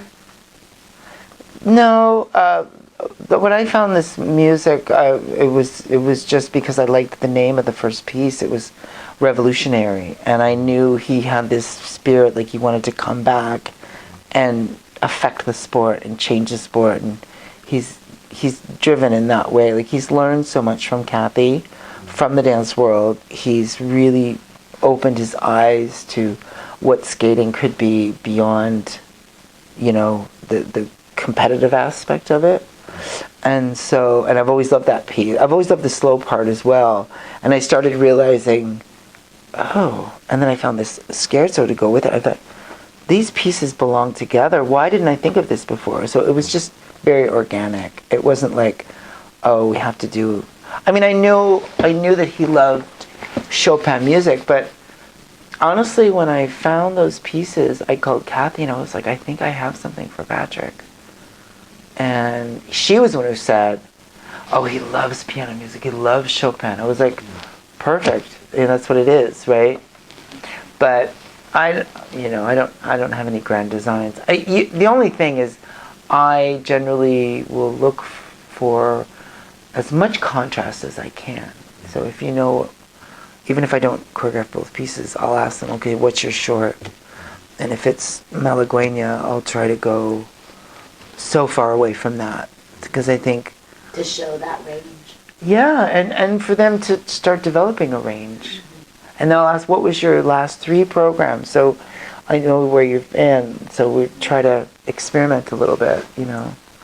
Speaking of range, you have Javier, who's one of the most charismatic individuals in the sport we've ever seen, and this year he's got a great free skate that's similar to things we've done, but the short, he has this machismo that we haven't seen before. So I guess, what is it like working with him, and how do you come up with vehicles for Javi? Well, it's like same like all of it. I mean, with the short program, he wanted to work with, Antonio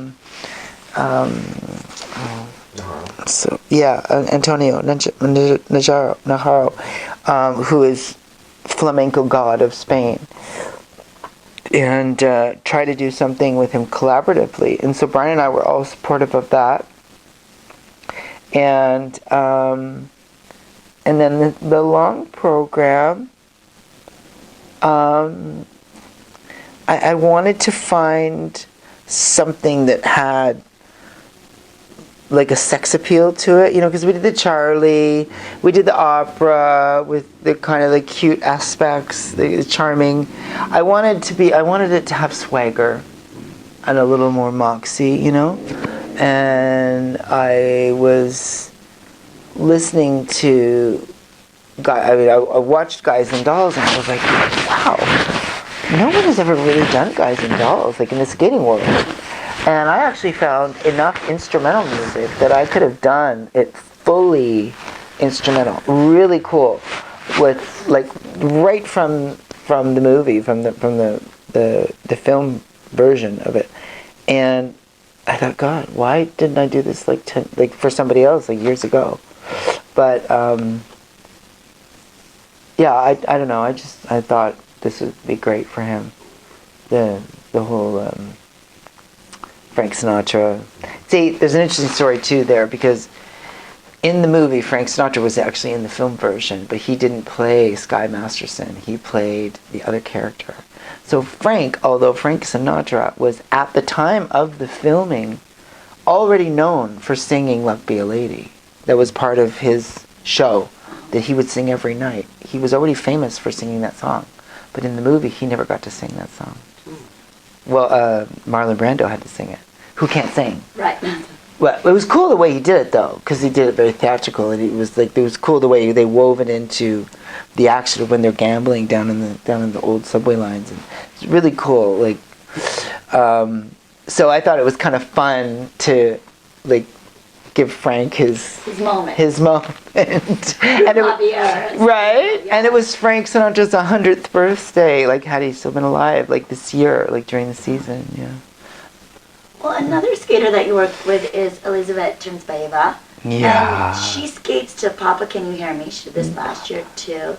And Yuna also skated to this. Which Jeff Buttle choreographed for her. Okay. When she was junior. Yeah. So is this a piece of music that you feel is fitting for these young women? I mean, is there a story behind that, or is this just something that she really fell in love with? She really wanted to do it. She really, that came from her. And it might come from the fact that she also idolizes Yuna. So, because her mother would say to me, like, next Yuna, like she doesn't speak English. Next Yuna. Pressure. Yeah, so that was something that she really wanted to do. And she had a new short program here, right? Yeah, she had some visa issues last season and couldn't come for the longest time to Canada, and so they ended up getting a new short program over in Russia. And it was Send in the Clouds. Another unit redo, but different, like a vocal version that was no one really liked, and it wasn't working well for her at the beginning of the season. She wasn't getting the scores. Brian hated it, and well, I maybe shouldn't say that. Brian was not, you know. Thought she could do something like it. Yeah, it wasn't what he. So we kind of had designs. He said, let's do a show number for her. Let's find something jazzy, something fun, because he just like, this is what she needs. She needs to be more approachable. People need to fall in love with her. And if it's always heavy, serious, like she's so goddamn cute. She gets very stoic. For sure. But today in the show, she turned it on. Yeah. It was phenomenal. She can. To see, yeah. So, and she's smart. She plays the violin very well. Yeah. And she hears the music, and she's so talented. She skates like Sasha, silent. You know what it is. She just glides. She seems very She doesn't push, focused. only gliding. Right. Very focused. So we did it as a show number. We tricked her into it. And then And then, of course, she loved it and did it at whatever gala after the Grand Prix competition is over, and rave reviews. And then the short wasn't working well, and so Barbara was like, I think maybe we can turn the show. But we kind of tricked her into it. Well, it worked. So She was good today. Well, last season, young ingenue Nam Nguyen seemed to be just rocketing ahead. This year, he has grown rockets ahead. Yeah, he's so tall now, eh? And both his parents are really tiny. So I They're could both not petite, believe- very small boned. Yeah. Like his dad must weigh like 120 pounds. Like it's tiny people. But Nam is just, it's tough. I know. A year ago, he was the little boy running in place, and now he's so tall. And it looks like everything is still adjusting. So where do you see him in his development, kind of as a skater? Well, we had a good talk last night. I mean, I didn't want him to be too hard on himself, but it's hard because, see, Nam is one of those, I did something. Oh, you're okay. Nam is one of those children that, I mean, he was the pre-juvenile champion, he was the juvenile champion, he was the pre-novice champion, he was the novice champion, he was the junior champion, and, he hit the glass ceiling. I think he was the junior champion when he was 12 and had to wait. He's just, his whole life, he's a star child. And everything's just been like that. And then he did have a couple of difficult years there before coming to us. And then he had the meteoric, senior moment and was not only the Canadian champion, but 5th in Worlds. And this year's been hard. It's been hard for him. I've watched him become more and more timid and kind of like scared going into his jumps, and receding back into himself. Even though he's gotten taller, it's like he's getting smaller. What would you like to see him do over the next few months heading into next season? Well, I reminded him, I said, Nam, I said, there's been so many skaters, great skaters over the years that have had really difficult phases. And I said, the one that I think of the most, because it was really painful to watch, was when Yuna won in LA. I actually went. I think this is the fourth time I've gone to a World Championships in all my 25 years. That was one of them. When it was in LA, when Yuna won in 2009. And do you remember Carolina Costner's performance? Yes. It was just, she came undone. It was like, oh no. I just felt like going and getting her and just taking her off the ice. We can stop now. We can stop. Let's go. Let's just go shopping. Yes. Tomorrow. Because she singled things. She would set up for jumps and not do the jump, and it was just really hard. Like anyone with a heart, beautiful girl, beautiful talent, and to see her go through that publicly was really, really hard. And then of course she came out. Some people think she should have won Sochi. She medaled at the Olympics, and she became a world champion in the meantime. And I just wanted him to know that, what, you're still this young boy. You don't even know who you are yet. You had a great year, and now you've had a crappy year. Big deal. Big deal. It's not the end of the world. I said, the one thing is if you love it, you'll find a way back. And it will make you stronger. Because when things like this happen, it's a sign from life that you need to dig deeper. It makes you appreciate it more when you get it.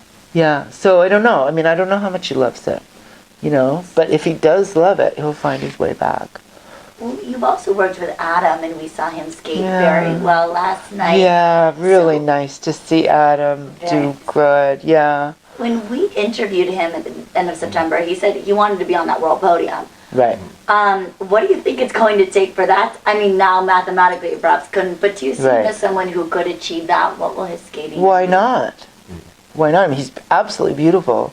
Everything he does is gorgeous. So it would just take the jumps. I mean, it seems to be taking two, 3 quads these days, right? Yeah. I mean, his spins are gorgeous. His skating is gorgeous. I mean, everything's gorgeous, gorgeous, gorgeous. So, but why not? Why not? Why can't that happen? Of course he could. I mean, he's another one. He's been so talented his whole life. I just want him to put it Yeah, together. and you know, and for some of these guys that had such it's kind of maybe like the child actors. A lot of child actors seem, when they hit that early adult phase, it's tough because they've been stars all their lives, and it's a harder transition because of the expectation maybe, and to manifest it in an adult way suddenly is a whole new ball game, and a lot of these super genius talents that go through those hard times, you know. I'm really glad that Adam's. I'm happy to see him have persisted through it, because some of them don't, like. And then leave on a poor note. Yeah. So. Well, it's you've worked nice. with a lot of interesting American personalities, and we had a fun time talking about Sasha. But one of the Yeah. other interesting personalities. Someone Is she we- getting married? I She think I is. saw on Facebook. And he's in a hedge fund. She was on a 3-month Wow. trip over there. I know. I was seeing all these pictures. She really seems to have like just She is just happy and yeah. so great. She's Yeah. graduating. That's so wonderful. Well, you worked with Ashley Wagner during the Olympic year. You had Yeah. first time working with her. She's one of the most interesting personalities in the sport. What was that experience like? I loved working with Ashley. I mean, she's a doll, and we had fun. She's so gracious, and she's so interactive. You know, like she's very adult, and so it wasn't like working with a kid. You know, and she's on the same level as you, and she's so smart and everything. And so, really loved it. It was a shame that it didn't work out, and she gave it a real go. I felt kind of bad because I gave it my best too, and I felt sad that it didn't work out for her. But I mean, you can't. I mean, I understand. She did the right thing for her to go back to something that was comfortable. And you know, I've been in that situation before, even with like Jeffrey. Even with clients that I've known and you've worked with for years. Olympic years are sketchy. Everyone gets sketchy on Olympic year. There's just this thing about Olympics that kind of changes everything. And Olympic years, oftentimes people will try things that are new, and it's not the best time to try things that are new. Yeah, they want You know what I to be so great, mean? but they're like, I'm going to push myself in all these ways, and sometimes it's just to stick to the script. And it was new for us, you know, and it was a new, and in the end, she just couldn't find herself, and so she went back to something that was more comfortable for her. And she's doing great work with Shaylin now, and I think that's a really good match. You know, I think it's fitting. But I loved working with Ashley. And tonight she was awesome. I enjoyed watching her, and especially when she like clapped for herself and fell, and she just sat there. It was such a real moment that this sport really needs, you know. That little clip will make all the news reports, Right. And she's you know. the Like personality that's the sport needs. absolutely, she's fantastic, you know. Well, speaking of Olympic years and personalities, in 2010 it was David Wilson, Johnny Weir, Olympics, crash of the Titans, the personality coming together. We saw a little bit on Johnny's show. Yeah, that was fun. There was a lot of talk about the transitions that year. And his coach, you could see her on the show changing the program. He got dinged I didn't for watch transition. that, but he told me when I saw him in Vancouver, it was so. I saw him after the event, and How he much of that came. program was the David Wilson program? Well, it was funny because the music was all me. The whole concept was what I made for him. But yeah, there was. I don't know what the percentage would be, but I should try to find it. If I find it, I'm going to put it up on Facebook. Because my friend came and watched and filmed us. And he worked his little tush off for me. Like, he sweated out. And he went through, I think we did it in 3 parts, and then we did the whole thing. And he did just a few jumps, and maybe not the spins. That kind of a run through, because it was brand new. And, like, did it with, like, ferocity, you know? So I have what it was. The original. I have it. Yeah. The director's. I'll find it and I'll We put need it to up see on you. this. Because that boy, I mean, is just, I mean, he's to die for. He's so talented. But, I mean, you know, he was so cute when I saw him in Vancouver. He comes up to me. I was like, hi, Johnny. He was like, I'm so sorry, Galena took everything out. Like, you know what I mean? Like, that was... I mean, I wasn't even going to mention it, because I know. Like, I know. Coaches do sometimes, yeah. Well, and especially the Russian coaches, quite honestly, because they can't bear that somebody else has contributed more than them. Mama, yeah. I don't know if it's cultural, or if it's ego, or if it's, you know, they're so grandiose in their, it has to be all about them, you know? And it's a shame, but... When someone like Johnny comes to you who has such a set style, how do you go about choreographing for someone who's so known in one way? I mean, do you approach him like he's just any other person, or do you know this is Johnny Weir, he's known for being XYZ skater, I should push him out of that box, or? No, I meet people where they're at. Okay. And then I try to see what I can do with that. And I love that, because I'm a chameleon. I never got far enough in skating, whether it be amateurly or professionally, to develop my own iconic style. So for me, this is all a grand experiment, and it's like a kind of like my fun time, because I get to, like, you know, choreograph for this person. They skate like that, so we're gonna do that, you know. And so I really get off on, you know, kind of tuning into what a person's style is, and then seeing where we could go with that. And the whole Fallen Angel idea was his idea. I brought it into fruition. I manifested it. Like, we pulled pieces of music from these extraneous, and my music guy, Hugo Chouinard from... Fantastic. From Studio Units. And he has such an open spirit, and he's so technologically swift that it's really crazy what we can make happen. Like, we could have never made those programs before, you know, like The technology that he uses. right? Like with cassette tapes. Do you remember when they would like cut the tape? And The reel to reel. Yeah. I remember my dad doing that when I was little. I mean, that was old school. Yeah. I know. Brian told me that he remembers one of his first competitions having his own record. Right? Put it in, yes. Like your own vinyl record. Yes. So, but yeah, it was a real labor of love, that piece, and it was deep. It was very, very deep. And I mean, he did a great performance at Olympics. He landed his jumps and he held it together, which in itself was probably worth more than giving this balls to the wall performance and falling all over the place. Right. So in the end, Galena was right, probably, for what Johnny was able to do. But in a perfect world, I would have loved to see Johnny skate it the way he could skate it and do the jumps. Speaking of signature style, you got to work with Virtue and Moyer as they were dipping their toe into a comeback. Yeah. We know you've been involved with that comeback. And they want a different style. You know, they want to reinvent themselves. They've spoken about that. So what is that like for you? You have obviously 2 great talents. Oh my God. They want to be creative. They've had a signature style in the past, but they started to experiment a bit. Yeah. What is your thought process like for them? Well, I'm still kind of, I'm still in the celebratory mode because, you know, it's funny. I don't know, I'm really lucky in my life. Almost every time I see a skater that I'm excited by, that I would dream, oh my God, it'd be so fabulous to work with them, you know. And I don't campaign, I don't network, I'm not a good selling myself person. I just only recently started Facebook because everyone told me I had to. I very much hang back, you know. But I just always seem to manifest it somehow that life goes like this, and then I end up working with them. It might take 3 years, it might take 10 years, but it always happens. And years ago, I did a show number for them. We did Little Ditty about Jack and Diane, two American kids growing up in the heart. And it was so, like, I thought it was so perfect for them. But I mean, I literally had to throw it together in like a day and a half because Marina wouldn't let them stay longer than that. She had to have them back, you know.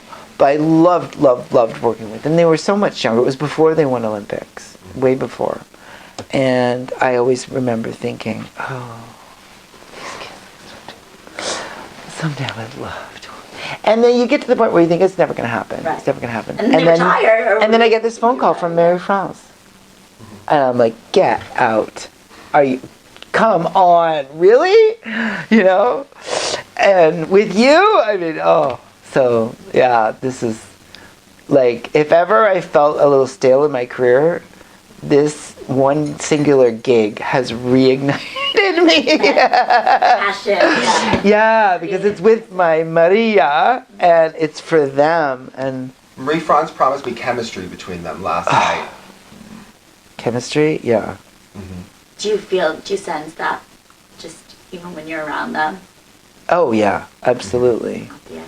Yeah, yeah. That's what we all talk about when we watch them. So I know, and it's funny because they're not a couple, but we all want them to be a couple. Well, and I almost think it's better that they're not. Yeah. Absolutely. There's like sexual. It's that fantasy. Come on. Yeah. Well, they have a certain thing. He's got that, you know, local guy works in a gas station or works in a car, in a garage, in a body shop, you know, like he's little like just the guy next door kind of. Yeah, like he's the every man dirty. We all want our boys that are dirty. He's a little scruffy, you know, but he's so sweet and he's so off the cuff. And Tessa has this regal quality. She's angelic, you know, and she's so sweet. And there's something so quietly sophisticated about her. And they just have this fire and ice. It is, yeah. I mean, it's just there. So, yeah. Well, as we wrap things up, we were talking about music a little bit earlier. So, no, is there one piece of music that you're just dying to choreograph for? Oh my God. I mean, if you We know you're a music person. What so skater come and what on. music? Yeah. Wow, Come together that's as it. your You know, dream program. the one- Michelle Kwan program. Oh, I had a Michelle Kwan program. What was that? I tried to get it because, okay, so when Michelle decided to do our show in Korea, and we were so excited. I mean, that was, one of the biggest thrills of my career. Is she hadn't performed in 4 years, and she made her comeback in our show. And then I got to know her, and so lovely. And then we did the other show in LA, and we got talking, and she actually reached out to me, and we were thinking about doing a number and stuff. And I have this. I mean, it sounds cheesy, but trust me, it's not. I have this, you know, I don't know what it is, 12 cellos or one of those things that's like they'll do like the Beatles songs, like with all cellos, whatever. Okay. And this beautiful rendition of Michelle, but it starts off with this kind of, and it's all cellos, but it sounds very orchestral. It's just like an orchestral, stormy kind of like, na na na na na na na na na na na na na na, and it goes through all these layers of music. It goes like a minute and 40 seconds of intro. You don't know what it is, but it's emotional and it's gorgeous. And then just it and then it quiets out and it reaches like a little plateau, and then all of a sudden it's like, my belt, like with the cello, you know, and the hairs, and you know, and I just imagined it being actually an ensemble piece in the show. And the whole cast is there, and it's all very lush and dramatic, and you think it's a group number, and then she comes out. And then Michelle, Do you know what I mean? Yeah. Everyone just is like, I'll make this happen. right? Let's manifest it. I know, but I gave her the whole spiel. No, she's moved on in her life, but it's a lovely idea, don't you think? Yeah. So that was one, but I have another piece of music. I'll never get to do that, and there'll never be another Michelle Kwan. There shouldn't be. You know? There shouldn't. No, she's great. Yeah, as icon gets, right? But I have a beautiful piece of music, and you know who how I found it was Eric Radford. When I worked with Eric Radford when he was a junior boy. And Eric is a concert pianist, like he's a really high-level musician. And so he always had very much his own ideas. And it was an idea from his music teacher at the time. And it is Ravel's Piano Concerto, and it's the slow adagio movement of that concerto. And oh my God, it's so divine. I mean, the whole thing is divine, but it's like a 9-minute piece. So divine. And it's one of those pieces that you could never edit. I mean, it's genius in the way that it unfolds. And if you don't let it unfold, then the magic is lost. Yeah. Do you know what I mean? You can't break it down to 40, 30. No, Yeah. and it's a quiet piece, but I think it could be a really beautiful ensemble piece someday if I get the chance to do a show. It feels like a life story, the way it plays out. It's so serene, and it makes me cry every time I'll start off just listening to it. I'll be like listening to it just with a more Objective, analytical. yeah, like an analytical mind. Yeah. And it gives me chills, and then it brings me to tears every single time. Zen. Yeah, so beautiful. But it can't be like a pair routine or I mean, it's got to be in a whole ensemble cast because yeah, and you could do something interesting because it just makes you think of relationships and life and the interconnectivity of life and how life unfolds. So yeah, that's the only thing I think of right now. We get to use it, and thank you for coming on and talking to us again. My pleasure. We are wishing all your skaters the best of luck over the next couple of days. Thank you, sweetheart. Thank you.